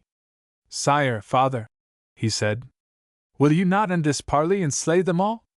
I would have a hand in it for the sake of that young cub there," and he shook his fist toward John. But more he did not say. Perhaps he was ashamed to tell how the wood boy had got the best of him. "I," said the hermit, pointing a finger at him and shaking it sadly.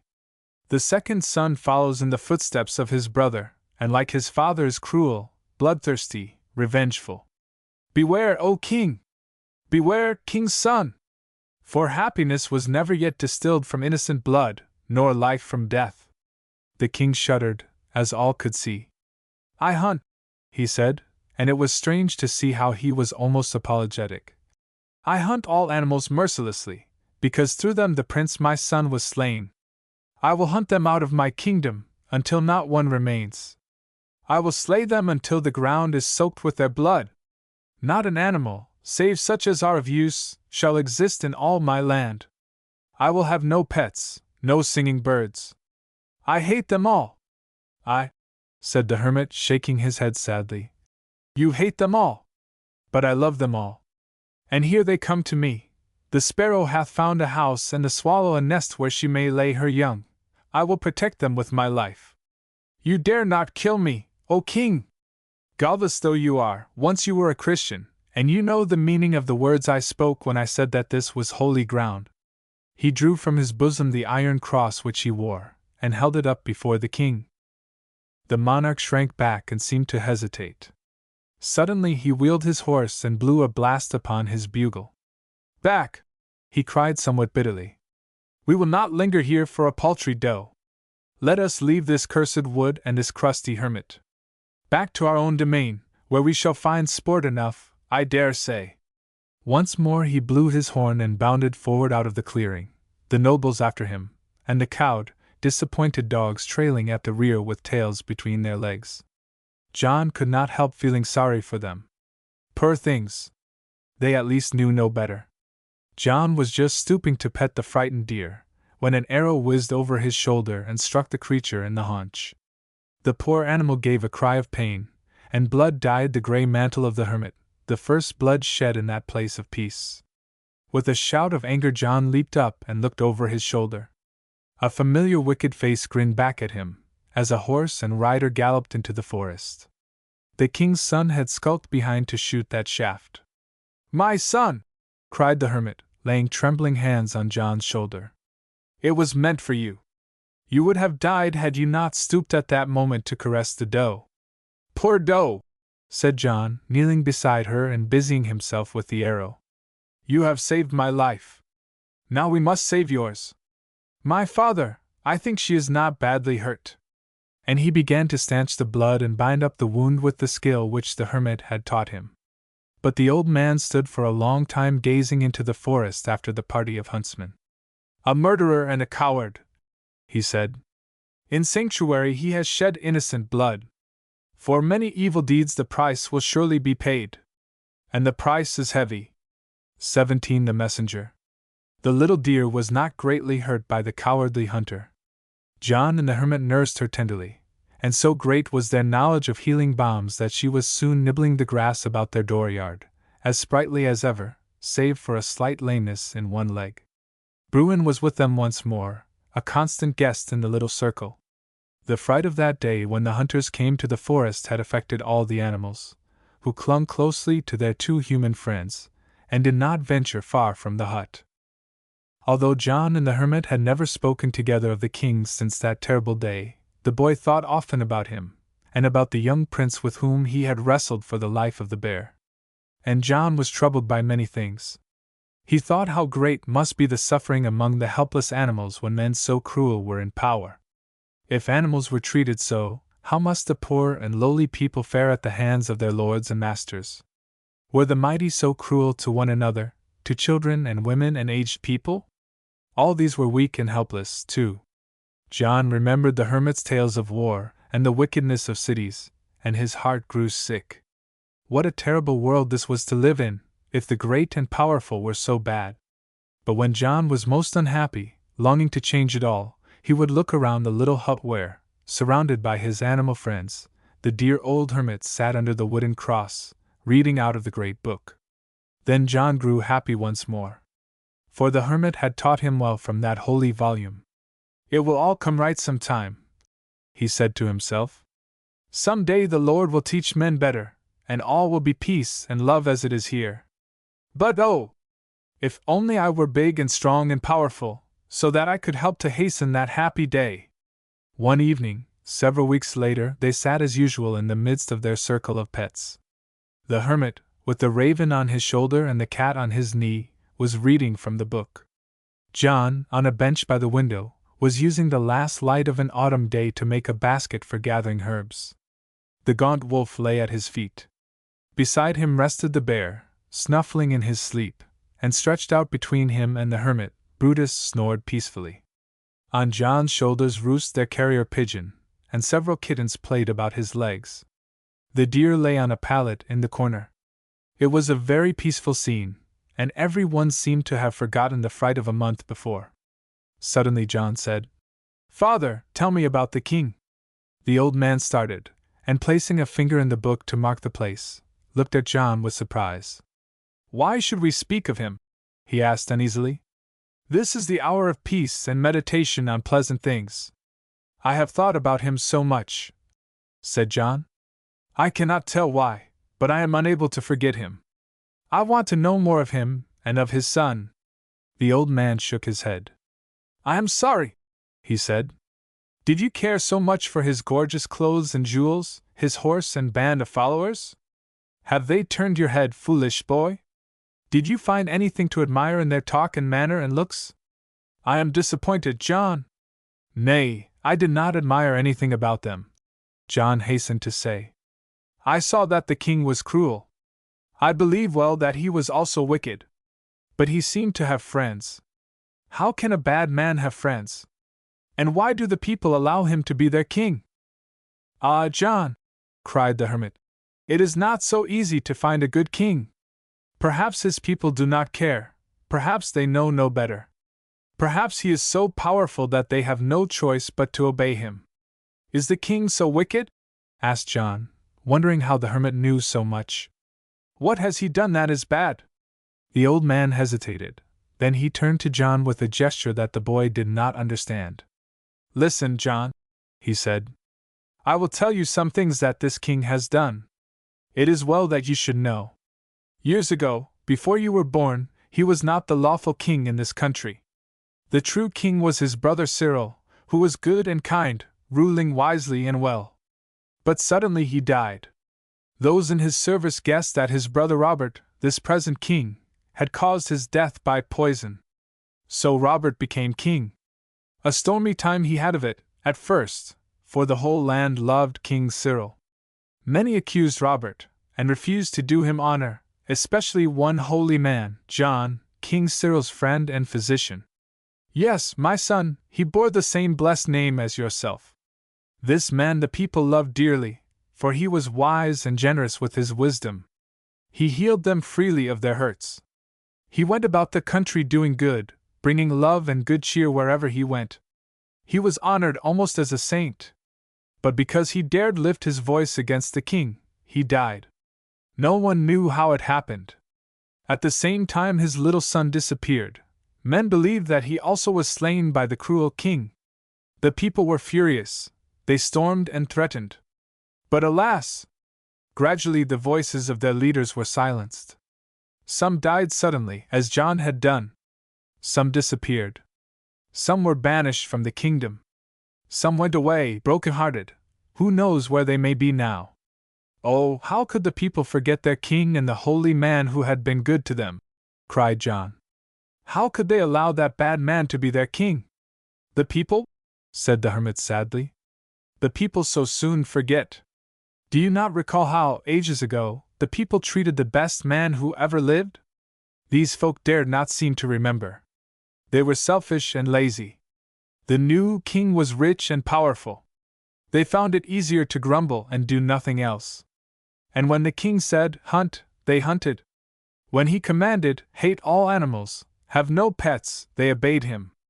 But it is a gloomy land, a sad land, of which Robert is king. Oh, said John. How do you know so much, my father? Do not ask, said the hermit. One day I will tell you, but not now. Oh, he is a wicked king, who ought to die, burst out John, throwing up his arm angrily. Would I were a man, and I would go kill him. But I will do it when I am grown. At his rough tones and gestures the birds fluttered away, frightened, and the animals slunk into the corners, trembling. The peace of the little hut was rudely disturbed. Nay, my son, nay, cried the old man in horror. Say not such wicked words. See how you frighten our peaceful friends. What have I tried to teach you? It is not yours to avenge. The Lord himself will punish as he sees best. Perhaps even now he chastens that wicked heart. Already the king has lost his dearest, oldest son. He was killed 5 years ago while hunting a wild boar in the forest. But now— At this moment there was a loud knock on the door of the hut. The hermit and John started and looked at each other in wonder. When had such a thing happened before? Brutus and the wolf arose, bristling. The bear growled savagely. The raven gave a screech of fear and burrowed under John's cot. There was a moment's pause. Then the hermit, crossing himself, called loudly, "Enter, if your errand be peace. Enter, in the name of the Lord." Quickly the latch clicked and the door flew open. Into the midst of the startled group stumbled a man, breathless and covered with dust from head to foot. His hat was gone. His hair was disheveled, and his eyes bloodshot. "Hasten!" he cried, turning to the hermit. "You are the man I seek, you, skilled in herbs and healing. The king sends for you." Illustration: The king sends for you. "The king!" The hermit and John spoke the word together, staring wildly. "Yes, the king," repeated the man. "I have killed my horse to get here. He fell in the forest yonder, even as I spied the light from your window. There is no time to be lost. We must go on foot to the nearest town, where horses may be had. Hasten, old man, and bring your herbs and balsams." "But whither? And for what purpose?" asked the hermit, still standing with one trembling hand on the holy book. "The king's son is wounded," cried the messenger. "5 days ago he was hunting the deer, and an arrow, glancing falsely, pierced his breast. He was grievously hurt. Even now he may be dying. Why do we waste words? The physicians have done their best, but they have given him up at last. The king raved. He was beyond reason. Suddenly, in his madness, he spoke of you, the wizard of this forest. He recalled that day when you cursed him for the sake of your brute creatures. He vowed it was all enchantment. 'Send for the wizard,' he cried. 'Let him cure my son.' He dare not refuse, for he claims to be a servant of God." The hermit was trembling now with emotion. "It is the Lord's will," he said. "He was wounded while hunting an innocent beast. On the strength and speed of another beast hung his chance for life. And now, only with the aid of another can we reach him in time. Nay, upon a fourth we must rely to find our way out of the forest. Brutus only can help us. But let us hasten. Come, my friend!" Back to the city once more. Calling to the dog, he began to make hurried preparations for departure. John ran to him. "Do not go to the wicked man," he whispered. "They may kill you." "Oh, what should I do then?" The hermit shook his head. "I must go," he said. "It is written, 'Do good to them that hate you.' There is no question of my duty." "Oh, let me then go with you, father," pleaded John. The hermit laid his hand on the boy's head, and looked at him tenderly. "The time is not yet ripe, my son," he said. "Who knows what all this may mean? Wait a little longer. Stay and care for our little friends. From the nearest village I will send Brutus back to you.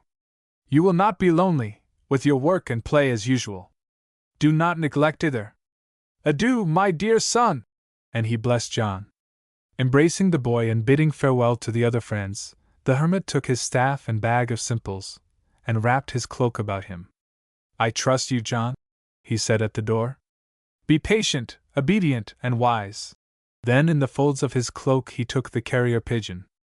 "I will send you word by our friend, if need be," he said, as he went out into the darkness.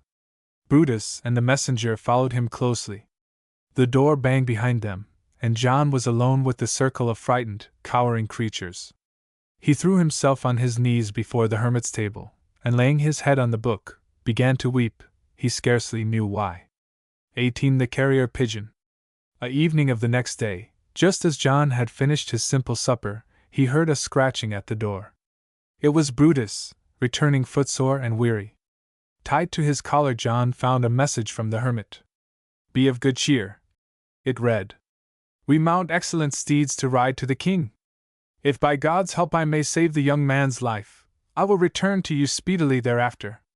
If it be the Lord's will that other things befall, I will send the carrier pigeon with news. Bear a good heart, my son. Keep to your studies, your exercise, and your devotions as if I were with you. So when I return I shall find you a little stronger, wiser, a better champion of the good. Farewell!" John read this letter eagerly, and set himself to obey the master's wishes. But now the days seemed long indeed. In spite of the many friends who shared the hut with him, John felt very lonely, and longed for the dear old man's return.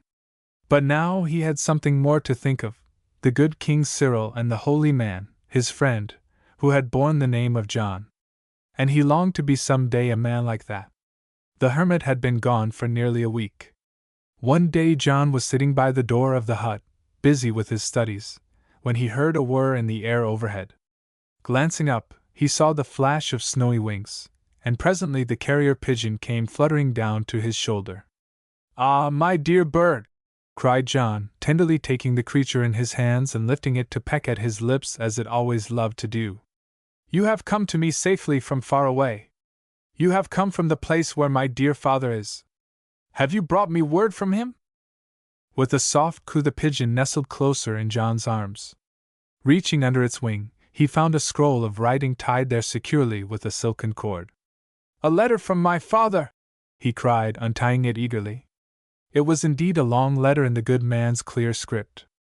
It told of their safe arrival, after a hard journey through the night, of their reception by the king.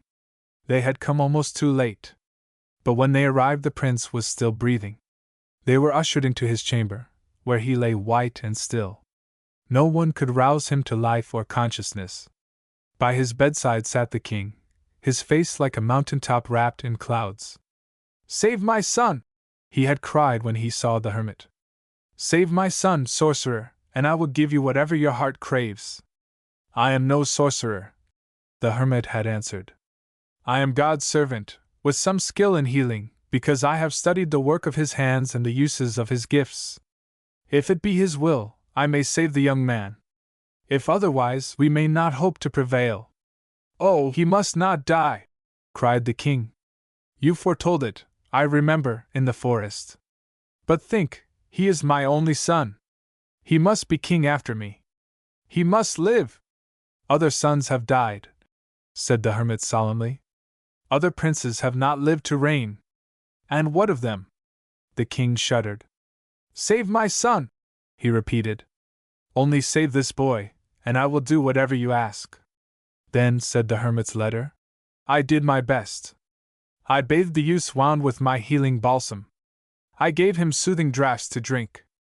I sat by his bedside and prayed that the Lord's will might be done through me. And then came a change.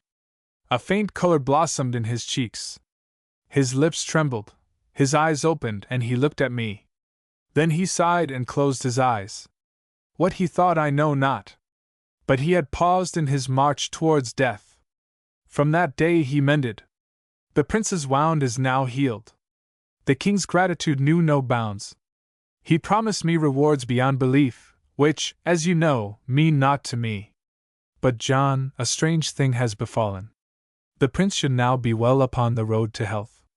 He should be gaining strength every day. There seems no reason otherwise. But such happens not. He lies passive and dazed. He seems not to care whether he lives or dies. He never speaks nor smiles, only looks sometimes at me as if he wanted to ask me something.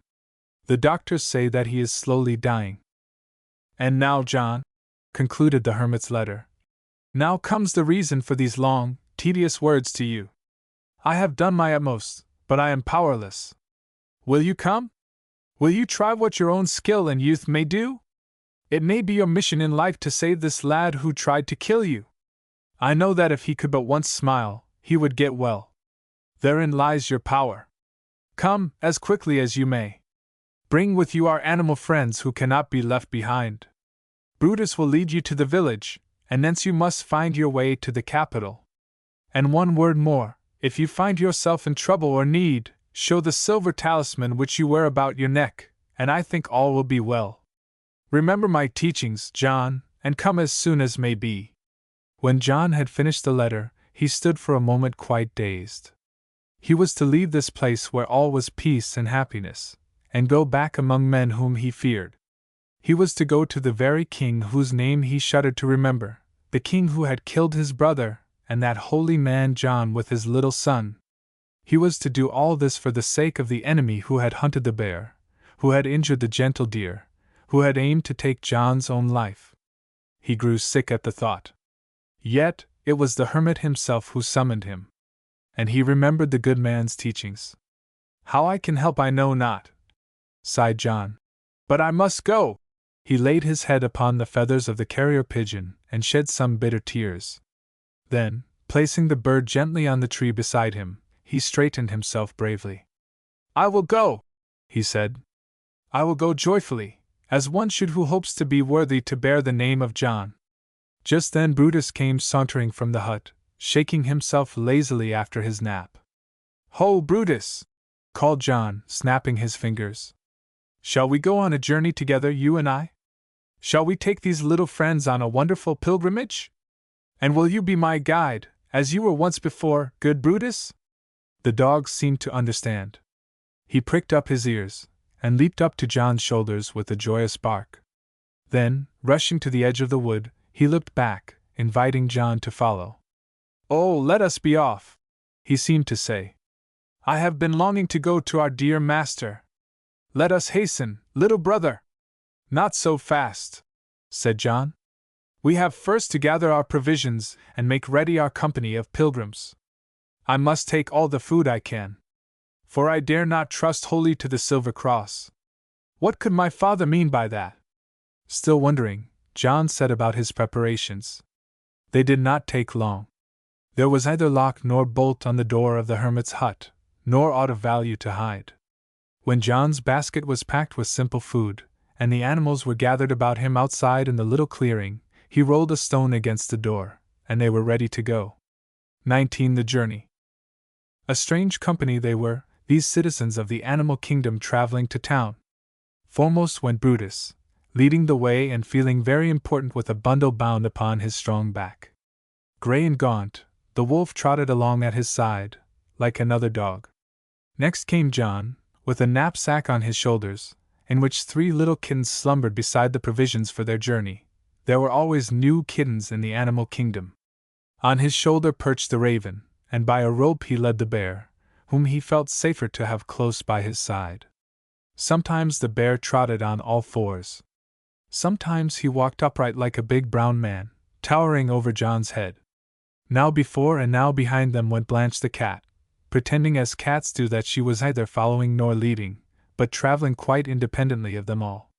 Frequently she disappeared into the bushes or up a tree, but soon came scampering past, when she would stop to make a hasty toilet. Overhead fluttered from tree to tree the carrier pigeon and the other birds, who were John's pets and bound to follow wherever he went. The deer and her fawn went part way with them, and the little rabbits hopped a staccato accompaniment for some time. But John did not urge them to follow. He knew they were better off in the forest, where they could take care of themselves. All day they fared on the uneven path by which, nose to earth, Brutus led them. And at last, weary and spent, they came to the little village where the hermit had taken horse for the longer journey. John paused at the first house in the village and knocked at the gate. A burly fellow came to the door. "Hello!" he cried, starting back when he saw the strange group gathered in his dooryard. "What means all this?" Illustration: a strange company. "If you please," said John politely, "we go upon a journey to the king, and we seek shelter. Will you let us sleep in your stable, friend?" "Sleep in my stable," muttered the man. "A beggar with a band of outlaw animals. A wolf and a bear. No, indeed. I have too much respect for the safety of my cattle and for the king's laws." He was about to shut the door in John's face. But the lad had a sudden thought. He would try at this first place the value of the hermit's hint. "Stay," he said. "One moment, friend." Fumbling in his breast, he drew out the silver medal which he wore about his neck. "I was to show this," he began. But he saw the man start, and shading his lantern with his hands, peer more closely at the object. Then he stared at John's face with wonder. "In God's name!" exclaimed the man. Who are you who travel with this strange company? John looked almost as surprised as he. A poor pilgrim on the king's errand, he said. We ask only a corner of your stable with a bed of straw to lie on. Give us shelter, kind friend, and tomorrow speed us on our way. The man still stared at John as though he saw a fairy. But now he threw the door wide open. Enter, he said. I cannot refuse you. Enter my house. You shall have a bed and supper, fair boy, but what of these? And he turned troubled eyes upon the animals. Nay, said John simply. I ask no better bed than theirs, my fellow pilgrims. Thank you for your hospitality, kind friend. May we all sleep in your stable? My animals are quite safe company. They will hurt nothing that hurts not me. John smiled then in his happy, trustful way, and the face of the man looking into his brightened as if by reflection. His coarse mouth broadened into a smile. They shall sleep soundly in the hay, said he kindly, though it be against the law. I will risk even the bear and the wolf for the sake of that you wear about your neck. But the stable and the company of beasts are not fit for the like of you. That I know, though you be in rags. Come into the house, young stranger. Have you forgotten, said John gently, how once a stable sheltered the greatest king of all among the humblest beasts? I have often had worse beds than a pile of sweet straw. I shall be happy enough among my friends. The man hung his head for a moment, then raised it and looked at John strangely. I had forgotten, he said. Who are you? Who are you who talk so wisely, and who wear that silver cross upon you? I am John, the hermit's pupil, and I am very tired, was the answer. May we not rest now? Tomorrow perhaps we will show you some pretty tricks to pay for our night's lodging. John, mused the man. That is a good name. I want no pay from any one who bears that name. And still eyeing John strangely, he led the way to the stable door.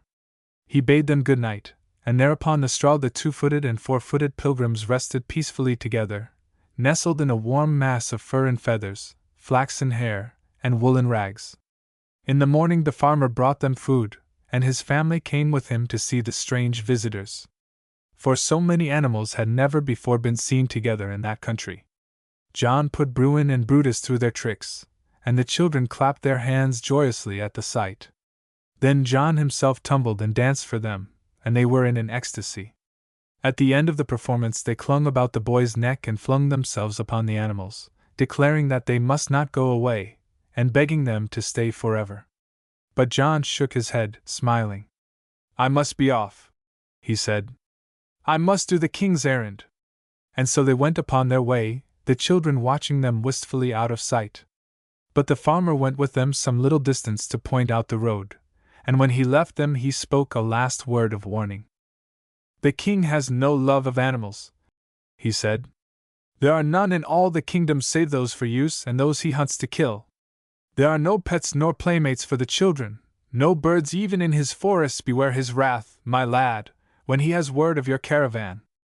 I am going to the king, said John simply. We go to save the life of his son. The farmer stared again at John with a strange expression. You, to save his life, he muttered. I cannot understand it all, and he passed his hand over his forehead. I have some skill at healing. Farewell, cried John gaily. We shall be safe, I know. Aye, with that silver thing on your neck, said the man to himself, shading his eyes to watch them out of sight. John, the hermit's pupil, a boy with the knowledge of healing, and a smile, St. Francis. What a smile! He is like our holy John come back again as a child. Who can he be? And he crossed himself devoutly as he went back to his work. But John and his friends went sturdily upon their way. Up and down hills they traveled, along dusty roads, through lonely stretches of moor and plain. They caused great excitement in the villages through which they passed. It was years since the townsfolk had seen a dancing bear, years even since they had enjoyed the frolics of a cat and kittens. The raven was a source of delight. The birds that followed overhead and came at John's call, perching on his arms and shoulders, filled the children with envy. The wolf looked so fierce that they were afraid of him. but his brother Brutus was petted in a way to spoil any ordinary dog. Yet he kept his temper and his poise, and endured their homage meekly. Often, in the country through which they passed, John found sick persons to whom he could bring relief, and gladly he used the knowledge which the hermit had taught him. It seemed that there were few in that land who had the skill of healing, and many of the sick had long suffered for lack of the simple remedies which John had often used for his pets. He saved several lives. Oh, that was joy for John! The people were very grateful, and would have paid him anything he wished. But all he asked was food or shelter for himself and his friends. Then they spoke his name softly and kissed his hands, which made John laugh. John found it easy enough to earn all the food he needed in the villages. Remembering his mountebank days, he had but to hold a little performance in the public square. Every one would hurry to see Bruin do his tricks and John himself turn somersaults and walk on his hands, after which the bear would dance and pass the hat, into which the pennies rained generously. But it was harder to find lodgings for the night. Knowing the king's hatred for animals, men feared to shelter this caravan. Only when John would pull from his breast the talisman of silver would they soften and yield to his wishes, wondering and almost worshipping, as the farmer had done on that first day. John himself was the most wondering of them all, for he saw no reason why the silver cross should have such power. Sometimes he wondered if it was bewitched, but he knew the good hermit would not have bade him rely on magic. Yet it made him almost afraid, so that he used this power only when he had to for the sake of the weary animals. He himself was welcome everywhere, perhaps for the sake of his yellow hair and blue eyes, which were a wonder in that country, but more likely for the smiling ways and cheerful speech of him, that made his passing through that gloomy land like the passage of a sunbeam through thick clouds, and blessings followed after him. And so, after 6 days of travel, they came at last to the king's city. XX the arrival. About sundown John with his train came to the gates of the city where the king lived. They were all very hungry, dusty, and tired. A watchman on the wall, with telescope to his eye, had spied them afar off. "Hello!" he cried. "What is this coming down the high road? It seems a small caravan, creeping and writhing like a caterpillar. The head of it seems human. But by my faith! The rest of it is like nothing I have seen for many years. What ho! Let us be on guard. It may be an enemy of the king." The warders ran to arms. And so it happened that a crowd of them were gaping at the entrance when John and his companions came up. The lad was almost exhausted. But when he saw the way barred by a band of frowning armed men, he doffed his cap and smiled his own peculiar smile. "Good evening, friends," he said. "We have been long in reaching your city. We are glad to be at the gates at last." "Who are you?" asked the captain gruffly, stepping forward and barring the way, while his companions gazed in amazement at the wolf and the bear who were huddled at John's side. "I come on an errand to the king," said John. "Please guide me to him quickly, for it is an urgent matter." "To the king!" sneered the captain, and the warders echoed his laugh. "No one goes to the king in such company as you bring. You must know that. They are outlaws all, and you too, I dare say." "I know not. But I must see the king, and that quickly," said John. "I come with these friends to heal the king's son if I can." "Ha! More sorcery!" interrupted the captain. "No, you shall not enter here. The king allows no animals in his domain. How you have brought them so far I cannot guess." "Well, I bear this," said John, drawing out the silver talisman. The men bent forward to look at it, then fell back, staring at one another with astonished faces. "Who is he?" they whispered among themselves. "What shall we do?"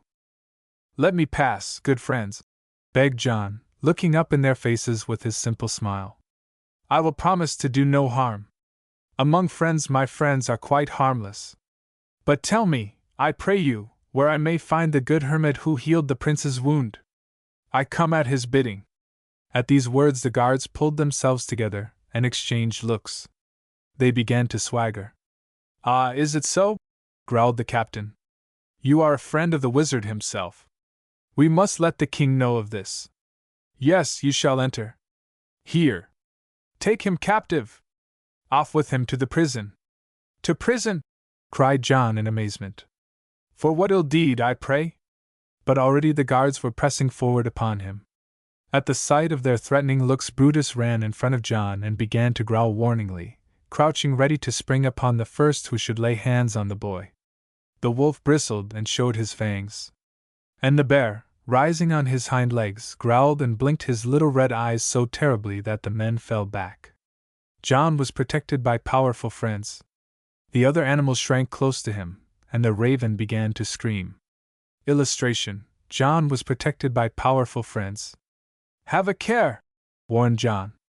My friends are armed with sharp teeth and claws, and they will not readily let a stranger touch me. He is a wizard! Muttered the soldiers, but they shrank back, afraid to touch him. Why do you treat me thus? Asked John wistfully. Because you say you are a friend to that vile magician of the woods, by whose arts the prince was wounded, they say, and who yet holds him at death's door. So spoke the captain of the guards. The prince still lives. But when he passes, the king has decreed that the wizard shall die the death. You come in time to share it, if you be his pupil. Oh, hasten, hasten! Cried John, clasping his hands. Please take me to him. Perhaps I may yet save the good old man. If it is not too late, perhaps I can also save the prince. We will take you to him fast enough, if you will call off your growling beasts, said the captain. Nay, we must all go together, answered John, who saw how they meant to trap him. Oh, come, let us be moving, for there is no time to lose. Grumbling, but afraid either to delay or to venture near John, the guards formed in a hollow square about him and his pets, and they all began to march in a strange company through the city streets to the palace. A crowd gathered as they passed. Men, women, and children craned their necks to look at this group of animals, such as had not been seen in the city for years. They gazed, too, at the handsome yellow-haired boy, and whispered among themselves, Who is he? What has he done? John noticed that the faces of the people who gazed at him were set and hard. They seemed sad and hopeless. He pitied them. It is a kingdom without love, he said to himself. Yet, as they looked, their faces changed. A new something came into their eyes. A whispering went around among the crowd, increasing to a murmur, like the sound of bees.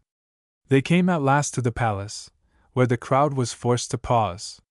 But surrounded by the band of soldiers, John and his party went in and on, led by the captain himself, at whose word or gesture doors flew open and servants bowed.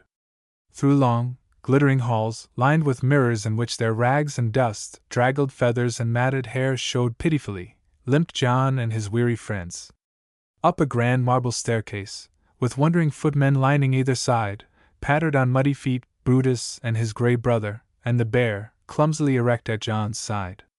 Behind mewed the tired Blanche, whose kittens John carried in his arms, while the carrier pigeon and the raven perched on his shoulder.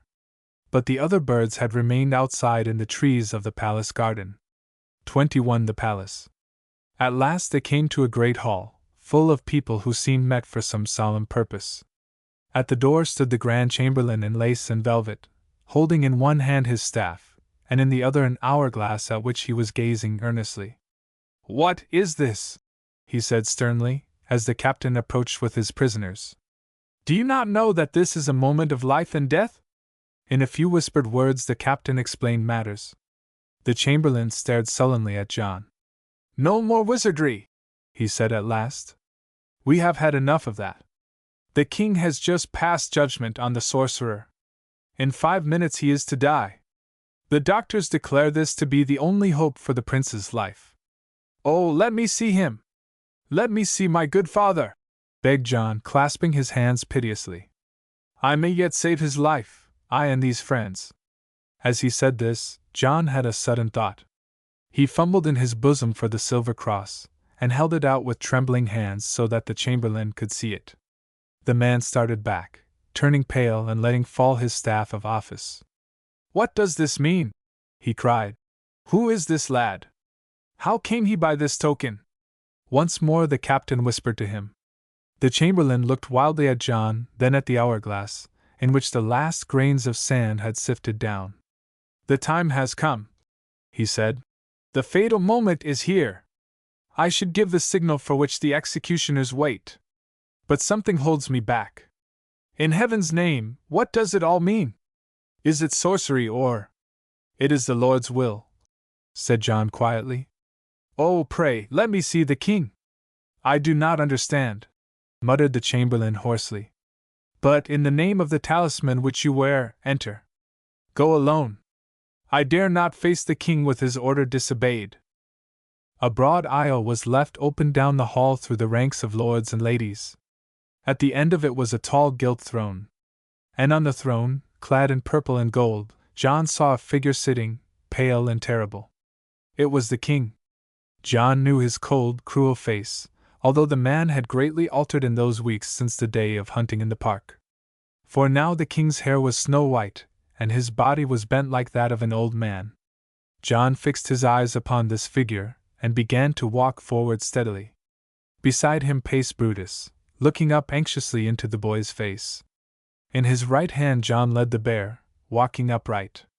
The wolf slunk behind, with lolling tongue. In his arms John still carried the kittens, and on his shoulder perched the raven, while Blanche trotted behind him. It was indeed a strange sight.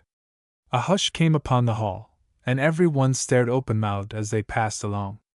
At last the king himself, who was sitting with bent head, noticed the silence and glanced up. John, with his queer group, was now almost at the foot of the throne. The king started up with a cry of rage and surprise. He glared at the lad and at the animals with blazing eyes. "What does this mean?" he shouted. But at that moment John himself gave a cry. He had seen a figure that he knew, and forgetting all else, he was hurrying towards it.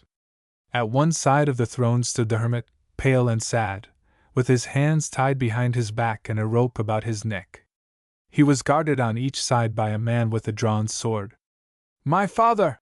cried John, throwing himself upon the good man's neck before the wondering guards could interfere. At the same time Brutus gave a loud bark of joy and leaped upon his master. "My dear son!" cried the hermit, with tears in his eyes. "I thought not to see you again." At the sound of his voice the cat gave a loud meow and ran to him. The kitten squeaked and tried to climb his gown. The bear growled contentedly and trotted to his side. The wolf leaped to him with fierce pleasure. The raven hopped to his feet with a scream of joy, and the carrier pigeon, with a soft coo, fluttered to his shoulder. To the watching men and women of that court it seemed a miracle. For a moment all was silent. Then the king found voice. "What does this mean?" he cried again. "How have this vagrant and his vile beasts found entrance to my palace?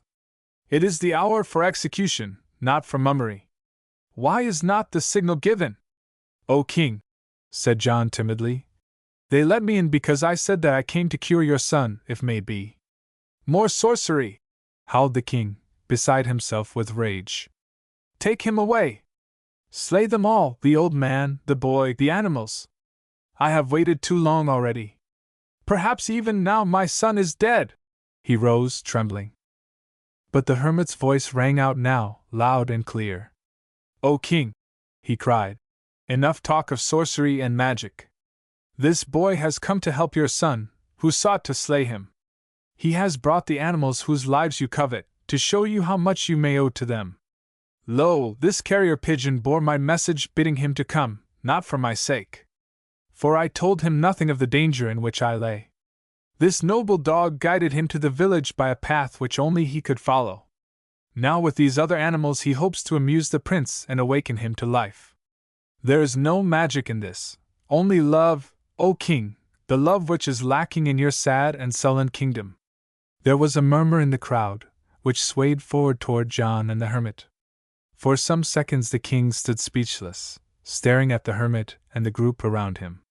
Then, with a wave of his hand, he bade the guards stand back.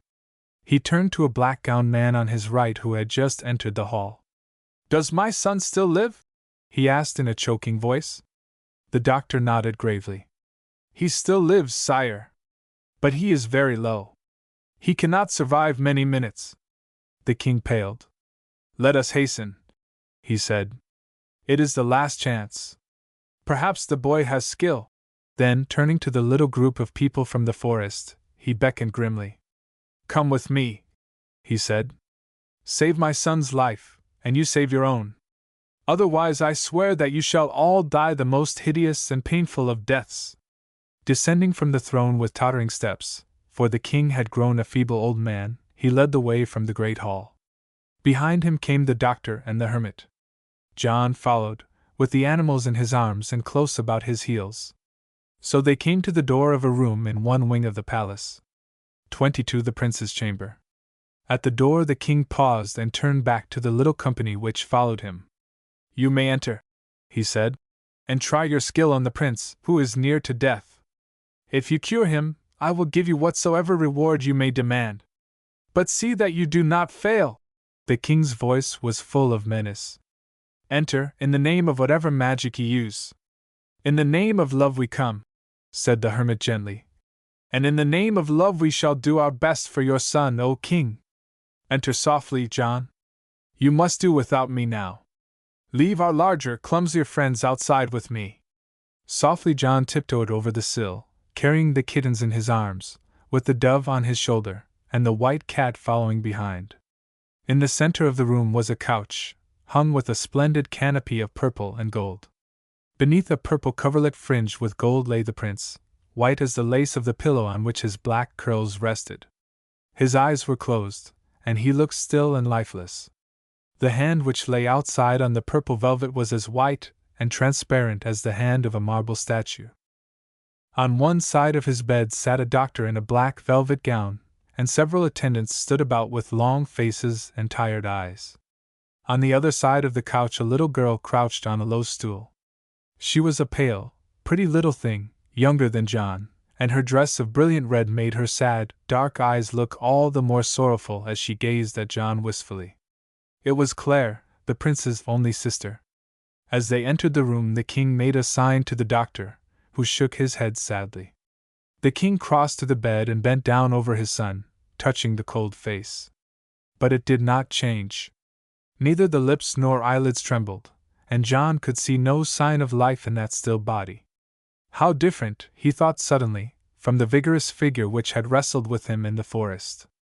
How different that face from the one which had looked back at him triumphantly after the arrow had struck the poor deer. He does not hear nor see, said the king gloomily. He scarcely breathes. What will you do? John hesitated. He had made no plan. He hardly knew with what hope the hermit had summoned him and his pets thither. It seemed a hopeless task. The king frowned at his daughter. Why is this girl allowed here? He said gruffly. Leave the room. Oh, sire, pleaded the little princess, with tears in her eyes. Please let me stay. When my brother is so ill, surely my place is at his side. I will be quite still, indeed I will. Only do not send me away. John looked at her and thought how like a gentle little animal she was, so timid, and with such large, beseeching eyes. John had never known any little girls. Now he thought they would be very pleasant things to have in an animal kingdom. Please let her stay, king, he said gently. She can do no harm. Very well. Let her stay, said the king impatiently. But what will you do? What magic have you, boy? Suddenly John had an impulse. He stepped forward with the squirming kittens and laid them on the velvet coverlet close by the prince's marble hand. The doctor arose with a cry of horror. The attendants rushed forward. The little princess drew a long breath. But the king raised his hand. Let the boy alone, he commanded. Even this madness shall be humored. There is no hope now but in him. The kittens began to frisk and gambol about the velvet, and the old cat, with a contented purr, jumped up beside them. She was tired, poor thing, and glad to find a soft bed. At that moment those who were watching saw a change come upon the prince's face. His eyelids quivered. His lips moved slightly. The king raised his hands and trembled. Then began a frolic upon that royal bed such as for 10 years had not been seen in all the kingdom. Up and down, around and around, the kittens chased one another. They rolled over and over, kicking and biting. They played with their mother's tail. They scampered over the still body of the prince himself, and one of them, coming to his hand, began to play with the white fingers, nibbling at them and licking them with warm little pink tongue. And what happened? Slowly the prince's eyes opened. For a moment they gazed blankly at the frolicking kittens. Then his lips gradually parted, and the flicker of a tiny smile came upon them. The king clasped his hands over his eyes, and gave a cry of joy. The little princess laid her head on the pillow beside her brother's and wept silently. The kitten which was playing with the prince's hand rolled over on its back and began to kick at the royal fingers. A tiny red scratch appeared on the milky skin. At the same moment a bit of color came into the prince's white lips and cheeks. He turned his head, and lifting his hand stroked the soft ball of fur. The little thing responded immediately, arching its back and beginning to purr. Presently the prince's other hand stole out from under the coverlet. He drew the kitten feebly to his face and rubbed his cheek against the silky fur, and he smiled. Illustration: he stroked the soft ball of fur. The doctor turned to the king. "He will live," he said. "It must be magic. He lives! My son lives!" cried the king, bending over the prince in a transport. The prince opened his eyes and looked at him, and a change came upon his face. The smile faded, and he closed his eyes wearily. "Your Majesty," said John, speaking gently, "if you will allow me to give the prince a healing draught which I myself have made from life-giving herbs, I think now he will sleep and waken refreshed." "Do as you will," cried the king. "Whatever you wish shall be done in the palace. Whatever you ask shall be given." With a word and a gentle touch John roused the prince, who swallowed the draught which the boy gave him. "Now let us leave him to sleep," said John.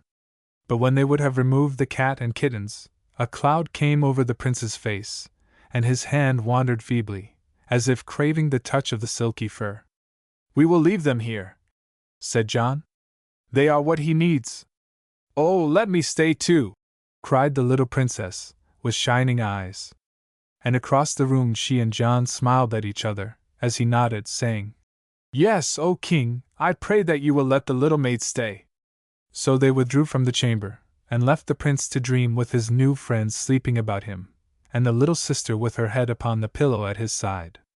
And all night long he slept like a baby with a smile upon his face. The prince's cure had begun. 23. The cure. There was wonder and excitement in the palace, for the news of John's success had been told from mouth to mouth. The king ordered the hermit's chains to be removed, and he and his pupil were treated with utmost honor.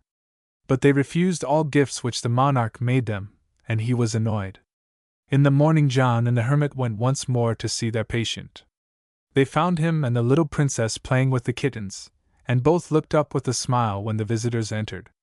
But at sight of John the prince's color faded and the smile died on his lips.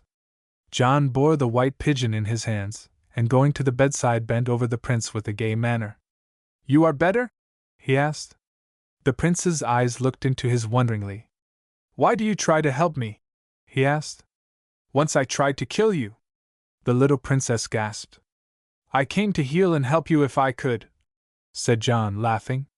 "I brought my pets to cheer you. See, here is the dove of peace. She brought me the message which has saved your life. Will you not love her as I do?" He placed the bird on the prince's breast, and with a gentle coo the creature nestled there confidingly. Tears came to the prince's eyes. "You are very good," he said.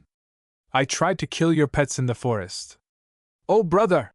cried the little maid, clasping her hands with a sob. "How could you?" "Let us forget that," said John brightly. "Let us be friends. You will get well and learn to love the animals for their own sake." "Oh, yes," said the little girl. "I never saw any before, but how can one help loving these dear little pets, and the lovely bird?" She stroked the white feathers tenderly. But the prince covered his face with his hands and seemed to be weeping. "I cannot forget," he said brokenly. John felt very uncomfortable. "If only I could make him laugh, now," he thought. Then an idea came to him, a funny idea which made his eyelids quiver and the brown spot wink. With a twist of his body he suddenly stood upon his head at the foot of the prince's couch, and waving his feet in the air, began to walk about the chamber on his hands. The prince uncovered his eyes and gazed in astonishment at such antics. Presently John regained his feet, and kissing his hand began to turn somersaults vigorously all about the apartment. The little princess clapped her hands and began to laugh. The prince watched him, fascinated. Presently, as John's high spirits broke out into fuller pranks and gyrations, the prince's lips quivered. He began to grin. "Oh, you are a tumbler," he said. "I am glad you have come here. Do it again." So John did it again, and this time the prince, watching him, echoed the gay laugh of the little princess. "It is as good as a play," he said, feebly wiping the tears of merriment from his cheeks. "I wish I could do it myself." Illustration: I wish I could do it myself. "You must get well first," said John, laughing. "I will try," said the prince, with a new spirit in his tone. And from that moment he began to grow stronger.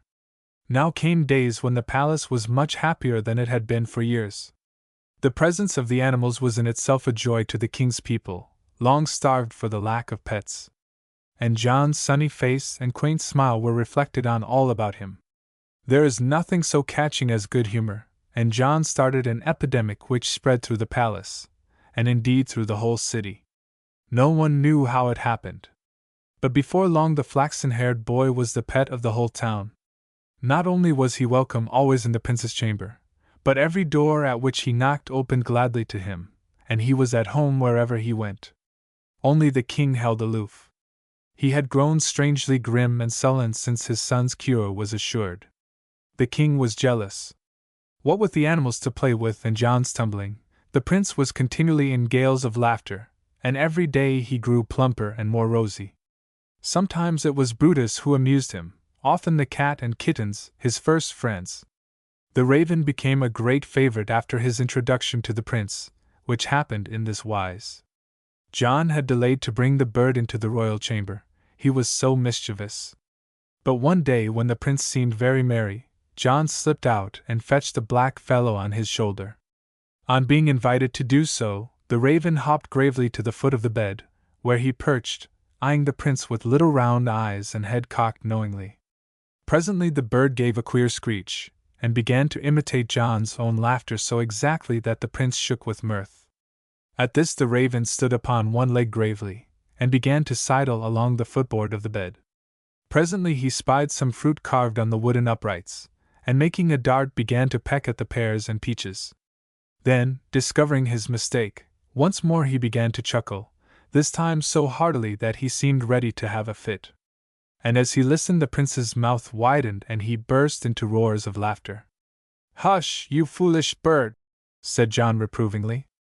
"Be not so noisy in a prince's chamber. It is not good manners." And he threw his handkerchief over the raven's head. But the prince protested. "Let him do his pleasure," he said, laughing. "I have not seen anything so funny for many a day. I shall teach him many tricks." So the raven stayed with the prince, and learned many tricks. And the carrier pigeon stayed. And the others stayed, all but the wolf, who would never leave John, making themselves quite at home on the prince's velvet couch. And the little princess played with them, enjoying the happiest hours of her life. One only of the animals the prince had not seen. The hermit and John agreed that until he was stronger he must not see the bear whom he had once tried to kill. For they knew that now it would make the prince sad and ashamed to remember that day in the forest. Such a change had come upon the young man. He was no longer hard and cruel, but tender and affectionate. The king felt the change, and it made him angry. 24 The king. Daily, as the prince grew stronger, he became more and more devoted to the animals, to John and the good hermit. He could scarcely bear them out of his sight. When they were with him his face lighted with smiles, and he seemed to blossom as a flower does in sunshine.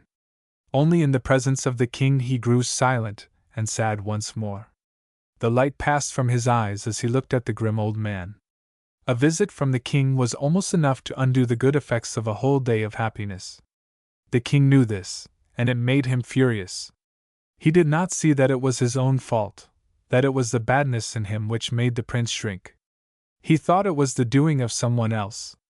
He grew to hate the hermit and John and the animals, of whom his son and daughter were so fond.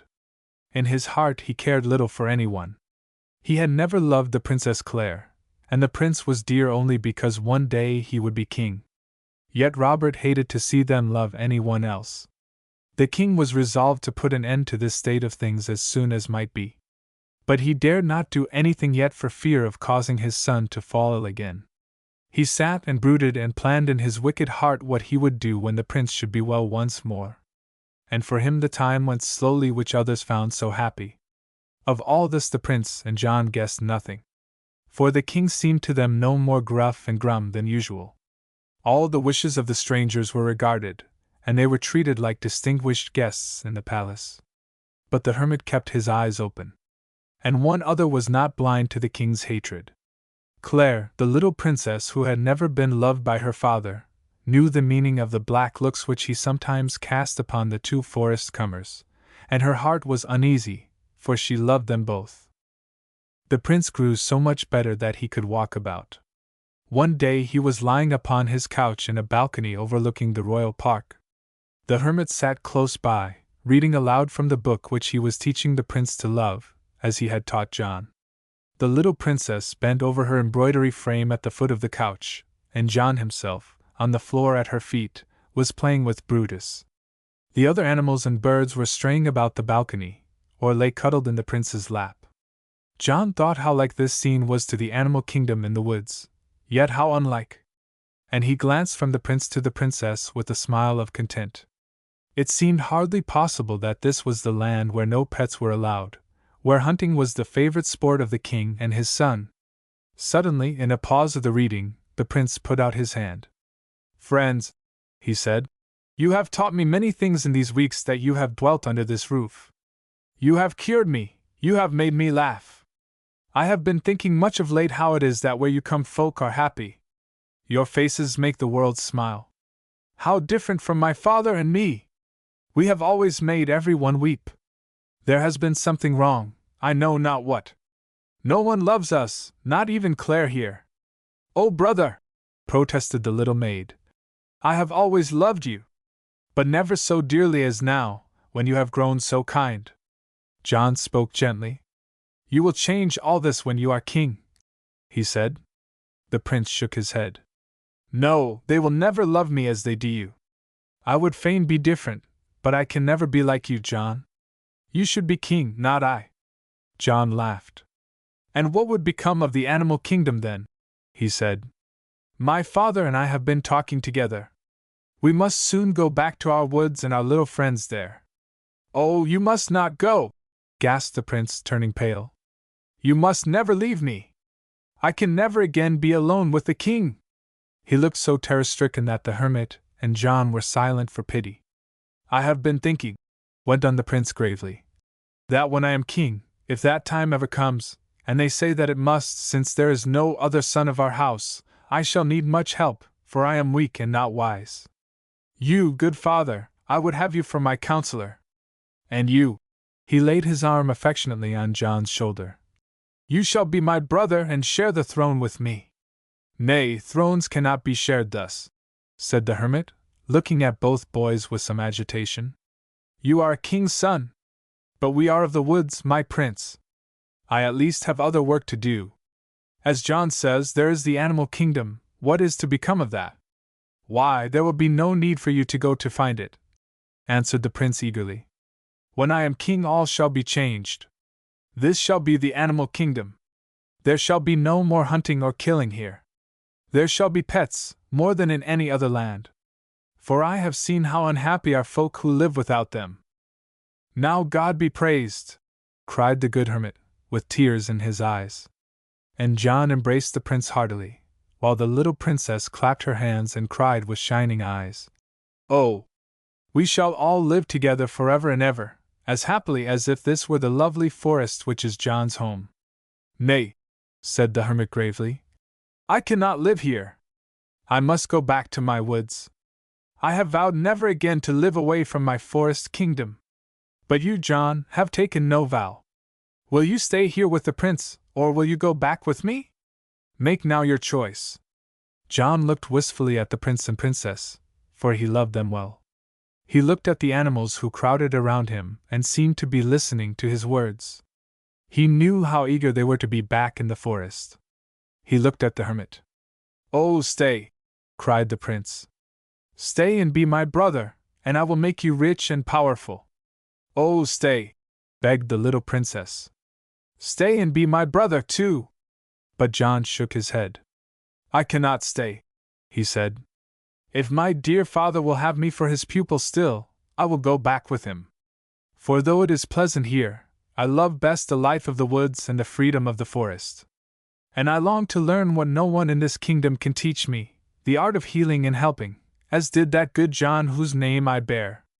The hermit's face beamed like May sunshine, but he said nothing. "Then I will go to the forest with you," cried the prince. "I will not stay here. I do not want to be king. I too would be free and happy in the kingdom of the forest." "And I will go also," said the princess.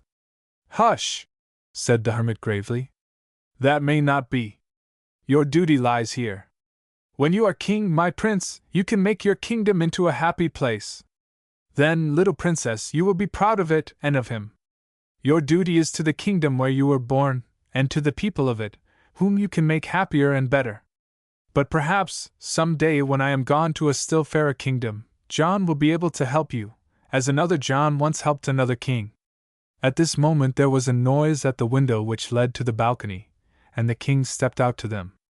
How long he had been standing inside, how much of their talk he had heard, no one knew. The princess flushed, but the prince turned pale as he greeted his father respectfully. John and the hermit exchanged glances. They were not afraid for themselves, but they dreaded the king's wrath for his son and daughter, who had threatened to run away. The king stood for a moment, looking at the group with a frown. Then a peculiar smile twisted his lips. "Ah," he said, "I have intruded, it seems, upon a council of state. I fear that I interrupt your plans, my son.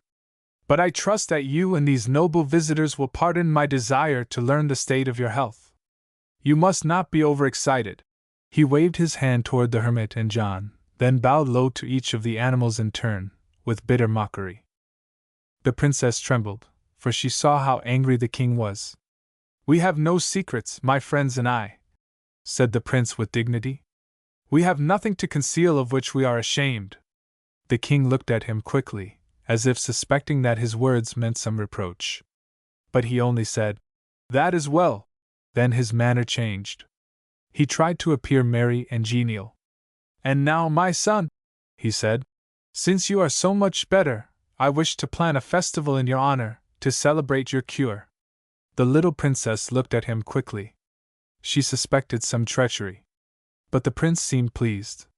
"For me?" he said. "A festival in which these friends may share, these friends who saved my life?" "Aye," answered the king, bowing to the group once more with a peculiar smile. "Surely, it shall be also in honor of these friends to whom we are so grateful." The hermit and John bowed. The king went on suavely. "We will have a pageant, with music and games and singing. But chiefly the people clamor to see our young friend do the wonderful tricks of which they have heard. I myself would fain see what you, my son, have found so amusing. My lad," he turned to John with a strange tone in his voice, "you shall dance and tumble and put your animals through their paces, for the applause of my people. I command you to appear before us this day week and do your sprightliest. It is not often that we have the honor of entertaining a mountebank at court." He spoke the word mountebank sneeringly, and John flushed. But seeing the hermit sitting with downcast eyes, he merely answered, "I shall obey your majesty's commands." "Then that is settled," said the king, with a grunt of satisfaction. "And you," he turned to the prince, "you will then be strong enough to sit at my side on the throne. It is well." He quite ignored the little daughter who with a pale face shrank in one corner. With one last glance at the group, the king swept from the balcony. "A fete," said the prince, clapping his hands. "A grand fete in your honor, my kind friends. That will be rare sport. John, you shall make the whole city laugh, even as you have cured me." "I shall do my best," answered John. Yes, I will teach some of my little friends new tricks for that fate. And he laughed as he thought how the prince and princess would stare when they saw Bruin dance. John and the prince left the balcony arm in arm, to talk over the plans for the fete. But the hermit still sat with bent brows, thinking. Why did he call John a mountebank? He asked himself. He hates us. He is planning some mischief, I believe. It is time we were back in our animal kingdom. He looked up. The princess was touching his arm, and her face was very pale. Father, she said, for so the royal children loved to call the good old man. Father, there is mischief in the air. Oh! Do be on your guard. For I think it would break my heart if anything should happen to you or to dear John. The hermit stroked her hair gently. Dear child, he said, we will take care of him, you and I, and the animals. 25 The fete. The day for the festival came at last. The prince was now quite strong and well, and had taken a joyous part in the preparations. The palace was decorated with flowers, bands were playing, fountains splashing in the courtyard, banquets were spread at all hours for any one who would partake. The palace was merrier than it had been for years, and the center of all the joy, the core of the day's happiness, was John. His praise was on everyone's lips. His name, even more often than the young prince's whose health they were celebrating, was spoken in love and tenderness. But all this John did not seem to know. He only saw that everyone was very kind, that the world might be a very happy place to live in, if love ruled the kingdoms of it. And he made ready for his share in the merrymaking with a light heart. It was great fun to play at being a mountebank once more for the people who loved him. Yet he was not sorry that the next day he and the hermit were going back to the kingdom in the forest. He was longing for the peace and quiet of the woods, and the little wild friends who awaited them there. The king he never saw. That monarch seemed anxious to keep out of his way as far as possible. John did not know that he and the hermit were being carefully watched by the king's spies, and that they were really prisoners in the palace. For they were treated honorably, and the king sent word that John must ask for whatever he wished to make his performance a success. John asked for little. Upon one thing, however, he had set his heart. He had made for that occasion a tumbler's suit of green silk, with trunks of cloth of gold, just such a suit as Gigi had worn when he was one of the mountebank company. But the boy who pranced gaily about the palace in this gorgeous attire was a very different fellow from the sad-eyed little Gigi. John was tall and sturdy and full of life. His eyes sparkled with fun and good humor, and looked at the world frankly as if expecting kindness from every one. So much had 5 years of love and humanity done for the little wanderer. When John appeared in the courtyard ready for his performance, dressed in the familiar colors of long ago, he could not help chuckling to think how things had changed with him. Instead of Cecco and the giant, by his side waddled the great bear on his hind legs, while Brutus walked sedately on his other side, and the gaunt wolf stalked behind. The park was thronged with people, soldiers and citizens and peasants from the country, jostling one another for a sight of John and his pets, and whispering among themselves with an excitement which John could not understand. For after all he was going to give a simple little show of tumbling such as they must have seen many times. It is the animals, he thought. It must be the animals that they are so eager to see. John walked along, smiling into the faces which met his kindly, and the brown spot on his eyelid gave him the mischievous look which always made folk laugh. It was amid a ripple of good-natured laughter that he and his pets made their way to the platform which had been erected in front of the palace. Here on a high seat sat the king, and beside him the prince, with a flush of pleasure on his thin cheeks. Gaily dressed lords and ladies stood about the throne. But somewhat apart, and surrounded by his pets, sat the hermit in his grey robe, with folded arms. His hood was pulled over his face so that John could not see how grave he was. 2 armed men stood behind him, but by his side, with her hand on his shoulder, was the little princess. John smiled at her, when he bowed low to the people on the platform. And the little maid answered with a flash of affection, but her face was very pale, and her hand trembled on the hermit's shoulder. John led forward his animals and they began their tricks. The hermit saw the prince start when Bruin appeared. Evidently he recognized the animal which he had once tried to kill. Merrily John urged the clumsy fellow to dance, and every one laughed heartily at the sight. Only the king sat grim and sullen. Illustration: John urged the clumsy fellow to dance. Then John put a plumed hat on the bear's head, took his arm, and the two strutted about the platform like a pair of dandies. The audience burst into roars of mirth. Even the hermit's sides were shaking, and the little princess rocked to and fro with merriment. Straight up to the prince marched the twain, and at John's command the bear bowed and held out his hand politely. "He salutes you, his brother," said John to the prince. "He begs you to be friends with him always." The prince bowed in return, with a bright flush in his cheeks. "I salute you, brother," he replied. "Never again will I hunt you or any animal, wherever I may be."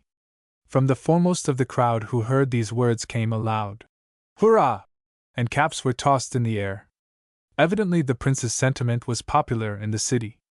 "Tut, tut!" said the king. "We will see about that." He bit his lip and bent a frown upon the group before him. The hermit saw him whisper a word into the ear of one of his courtiers, who bowed and disappeared. Now John put Brutus and the wolf through their tricks, which were wonderful indeed, for the dog was very intelligent, and had learned all that the best educated dog nowadays can do, and more beside. Then the wolf's leaping was a thing to wonder at, he was so lithe and strong. Over Brutus he leaped, over John's head, over the bear, over John standing on the bear's broad back. At the end the prince applauded heartily, and calling up the dog and the wolf, placed a golden collar about the neck of each. "Good friends," said the prince, "you helped to save my life, you and your brothers and your masters. I give you these. But them I never can repay if I live to be as old as Noah, who was the first to gather pets about him. I hope that in time there may be many pets throughout the kingdom." He glanced timidly at the king. "Hurrah!" shouted the people. "Long live the prince! Long live John and his animals! Hurrah! Hurrah! No more of this!" The king made a gesture, and the shouting stopped, changing into sullen murmurs. The king was not popular, it seemed. "Let the performance proceed," he commanded. "I do not like these interruptions." Once more the hermit saw him whisper to a servant, who went away quickly on some mysterious errand. Now, with a happy face, John himself stepped forward and showed his skill and strength and grace. He turned somersaults backward and forward. He stood upon his head and danced upon his hands. He did all the old tricks which he had learned of the tumblers, and more of his own invention, till the people shouted rapturously, "Bravo! Bravo! Hurrah for our John!" With his eye on the prince, John began to caper at his merriest. He danced high, leaping like a grasshopper, and seeming to bound like thistledown. All the while his eyes twinkled, and the people laughed with delight. "Bravo! John, bravo!" shouted the prince, clapping his hands. "Come here and let me decorate you, my friend." And as John bowed before him, the prince placed upon his bosom a beautiful star of diamonds that gleamed and sparkled like a cobweb full of dew. "Hurrah! Hurrah! Long life to John! John! John!" shouted the people, as if they loved the name. And the hermit saw that the king turned pale and shook with wrath at the sound. The next moment he grasped the arms of his chair and stared into the crowd eagerly. Suddenly he arose, and waving his scepter, commanded silence. John bowed and turned to the king, waiting to hear his pleasure. But instead of the speech which every one expected, they saw the king gazing down into the crowd before him, and on his lips was a malicious smile. But he looked very old and sick, and he tottered as he held to the arm of his throne. 26. The Talisman. John turned his head to see at what the king was staring.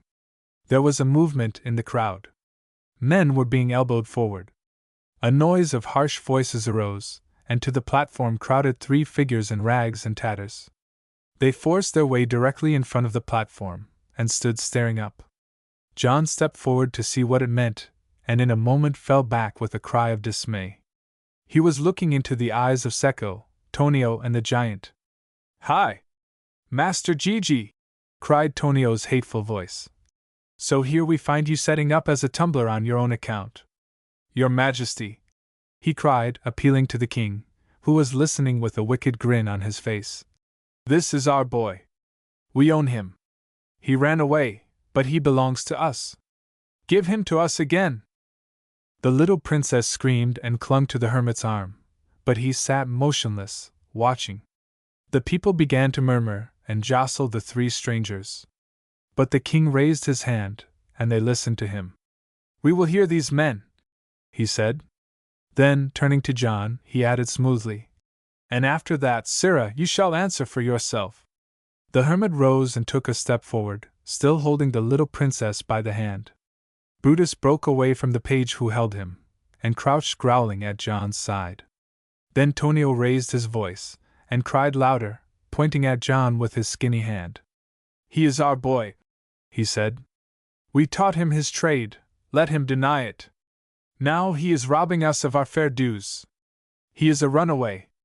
Give him back to us." Still John stared at him, too dazed to answer. But the hermit took another step forward, and said sternly, "He is your boy, you say? How did you come by him?" "We bought him for a gold piece," they said in chorus. "That was years ago. For 10 years he traveled with us. And then he ran away. His life is ours, let him deny it if he can." John stood silent, horrified at the fate which seemed to confront him. For in those days children who were bought and sold in this cruel way were the slaves of the masters who had purchased them. The prince had fallen back, pale and trembling. But the king now spoke again, gazing with malicious eyes upon the two woodfolk whom he hated. "What have you to say for yourselves?" he asked. "You who do not deny that you are a runaway, you, old man, who stole the lad and must be punished most severely therefor, have you any reason why I should not give the one of you up to these mountebanks, his lawful masters, and the other of you to punishment and death? Speak!" The king's voice was harsh and cruel. His eyes glittered fiercely. Still John was silent. "Seize him!" commanded the king. "Seize them both! Off with them to prison!" The guards stepped forward, unwillingly enough. But at that moment John drew himself up. His eyes flashed. He grasped in both hands the staff over which he had made the wolf leap, and braced himself for defense. "They shall not take me!" he cried. "I will not go with them. I will die sooner. To me, my brothers!" And he gave a shrill, peculiar cry by which he and the hermit were wont to call their pets. Illustration: "To me, my brothers!" Instantly the hermit ranged himself at John's side. At the same moment Brutus placed himself, barking and growling, before the twain. Breaking from the leash by which he was held, the wolf came leaping towards them, and stood bristling beside the dog, showing his terrible fangs. With a savage growl Bruin burst his chain and came lumbering to the defense of his friends, and the three devoted animals made a stout and terrible wall about them. But this was not all. From the corners where they were crouched came running the other, gentler pets. Here scampered the cat and her kittens, mewing pitifully. Across the platform hopped the raven. The carrier pigeon fluttered to the hermit's shoulder. And from the trees all round about came winging, with a call answering to John's, a flock of birds who had followed him from the forest, and who had been hidden in the forbidden trees of the king's park until this very hour. They fluttered like a cloud about the heads of the pair, so that one could scarcely see them. Every one stood amazed. Even the king sank back in his seat, stupefied. The guards fell back with lowered weapons. The crowd was silent, staring open-mouthed. Then a murmur arose, and words passed from man to man. "A miracle! It is a miracle! They must be God's saints!" But Tonio was not long silent. "Tricks! Tricks!" he cried. "Gigi has become an animal trainer. But he is our boy still. Give him to us!" "Seize them!" repeated the king in a choking voice. Once more the guards made a rush forward. But the animals leaped up and stood at bay so fiercely that they dared not come nearer. The hermit raised his hand, and there was sudden silence. He faced the king and spoke sternly. "O king," he said, "you see that they will never take us alive. In sight of all these people will you add more deaths to your record?" The murmur of the crowd grew louder. "Nay, all has not yet been said," he went on. Listen, O king. You judge too quickly. There is not proof enough of the lad's ownership. Not enough? Snarled the king. I say there is enough and to spare. Can this boy dispute the words of these men? John now looked at the hermit eagerly. His heart beat with hope of something, he knew not what. The king sneered. You see, he cried triumphantly. But once more the hermit held up his hand. Will you not question these fellows further? He asked. Dare you hear more, O king? Dare I? Blustered the king. And why not, pray? If there be more to say, tell it, he commanded the mountebanks. Aye, they answered eagerly. We can indeed prove that the boy is ours. Tell how you came by him, interrupted the hermit, in a tone not to be disobeyed. Tonio answered sullenly. We have told already. We bought him for a gold piece, of a fisherman on a distant coast. He had found the babe, nearly dead with cold and hunger, floating in a basket on the sea. It was a castaway, a foundling, no one wanted it. We took it away with us, and had hard work to make it live. Is that all? Asked the hermit. Was there nothing to prove that this is the same child? He said this in a loud voice so that everyone could hear. Proof! Cried Tonio, shaking his fist at John fiercely. Who can mistake him in that suit, the very one we gave him? Look at his mop of yellow tow and his eye with the brown spot over it. No one who has seen it could forget that spot. Aye, there is still another way to prove him ours. I see the gleam of silver around his neck. He still wears the chain and the bit of silver which he dares not remove, because there is magic in it, they say.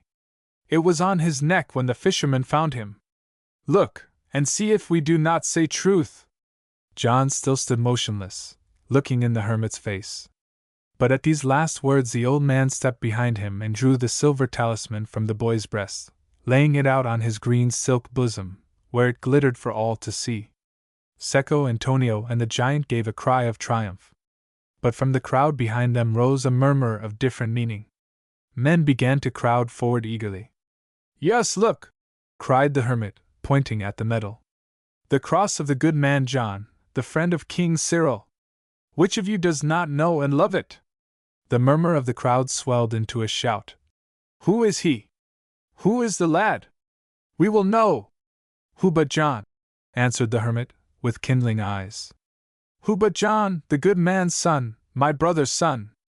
I know, for I christened the child, and I saw the king hang this cross about the baby's neck, a cross like the one he had given John himself. This is the child who disappeared 14 years ago. The king sent him away to be killed. But the servant to whom the task fell was less cruel. The child was set adrift on the ocean, and escaped as you have heard. Will you let him be lost again? No! No! Roared the crowd. He shall not go! He shall not go! And they seized the 3 mountebanks and hustled them away. With a shout the king's own guards rushed forward to help in this matter. There was a cry at the back of the platform. The king had fallen in a fit. But few at the moment were thinking of him. The people were throwing up their caps and dancing joyously.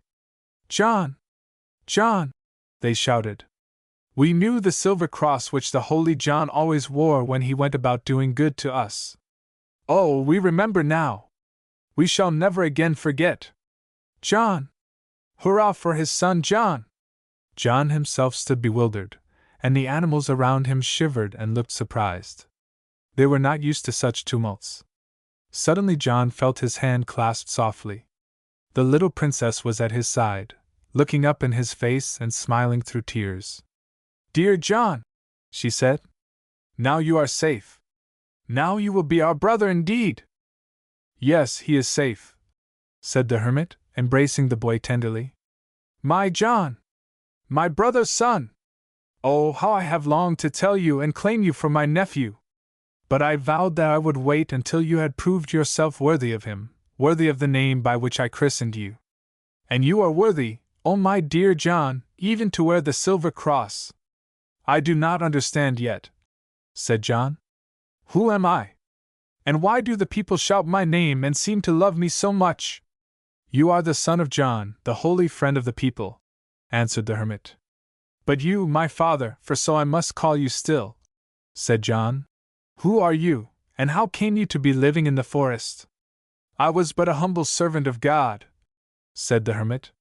"But when King Cyril died, and my brother and you were gone, there was not happiness for me in the city of sorrow. I became an exile. I fled to the forest with the hunted animals who were my brother's friends. And there I made a home for them, a kingdom of my own, with Brutus for my prime minister. And there, after many years, you came to find me, my dear son. It was a miracle." Now the prince came forward and laid his hand timidly on John's shoulder. "John," he said, "now you know how less than ever you have reason to love the rulers of this land. But oh, John! I beg you to forgive us. Be my brother, John, and if you can forget, let me be your friend." "My brother and friend!" cried John, and the two hugged each other affectionately, while Brutus leaped up and licked the face first of one, then of the other, and the other animals frisked joyously. "Hurrah! Hurrah!" shouted the people. "They are like good King Cyril and his friend the Holy John. Let it be so! Let it be so! Hurrah! Hurrah!" Conclusion. And so it turned out to be. For soon the old king died, worn out by wicked passions, and Prince Hugh became king. Then began a new order of things. The land was now a happy kingdom, full of love and peace. Like his uncle, the new monarch became known as the Good King. In his realm was never hunting or cruel sport. The houses of his subjects were full of pets. And the palace itself was a perfect menagerie, so that John called it the Ark. There were hundreds of new four-footed friends in the park and palace, and hundreds of two-footed friends in the trees and dovecots.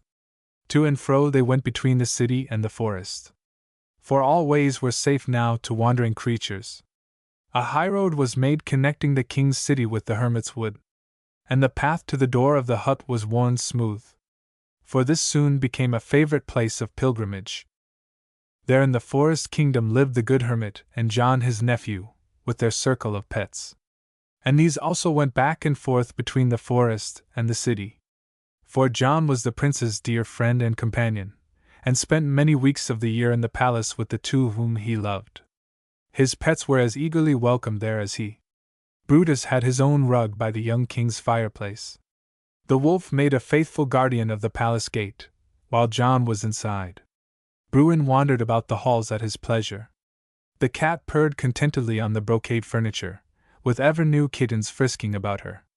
The raven often perched on the back of King Hugh's chair and made wise sounds. And while waiting to carry a message to the hermit in the forest, the carrier pigeon loved to nestle in the arms of the young princess, who grew prettier and prettier every day. To the kingdom in the forest came folk from everywhere. The quiet of the hermit's retreat was often broken. But nevertheless the old man was happy. For he saw his boy fast growing into the man he had hoped him to be, the copy of his father, beloved John. With the silver cross on his bosom, the strange, merry smile ever on his face, and a kind word always on his lips, John ministered to all who needed him, and he went far and wide to find them. He was always happy, whatever he might be doing, alone with the hermit and his animal friends, helping the troubled and the ailing, wandering with Brutus and the wolf through the still lonely parts of the wood, studying the never-failing wonders of the kingdom in the forest. But he was happiest of all, perhaps, when the king and princess came to visit him, as they loved to do, without servants or followers, with only an animal or two. For this country was the safest and most peaceful in the world. Illustration: King and princess came to visit him. Then they would all dress in simple green and brown and go out into the forest to ramble and to become acquainted with the wild creatures. There they met the old friends of the wood who had not gone with the others on that famous pilgrimage. And the deer, the fox, the squirrel, the rabbits, and the birds were always glad to see them. Here John could teach the young king to tumble and turn somersaults to his heart's delight, without anyone to say, "How undignified!" For whatever the friendly beasts and birds thought of these antics, they never spoke critically of the matter. Here also John taught the princess the secret lore of the forest, so that she became almost as wise and skillful as he. But no one could say, "How unladylike!" for she grew sweeter and dearer every day. and the good old hermit watched them always with loving eyes. End of Project Gutenberg's John of the Woods by Abbie Farwell Brown.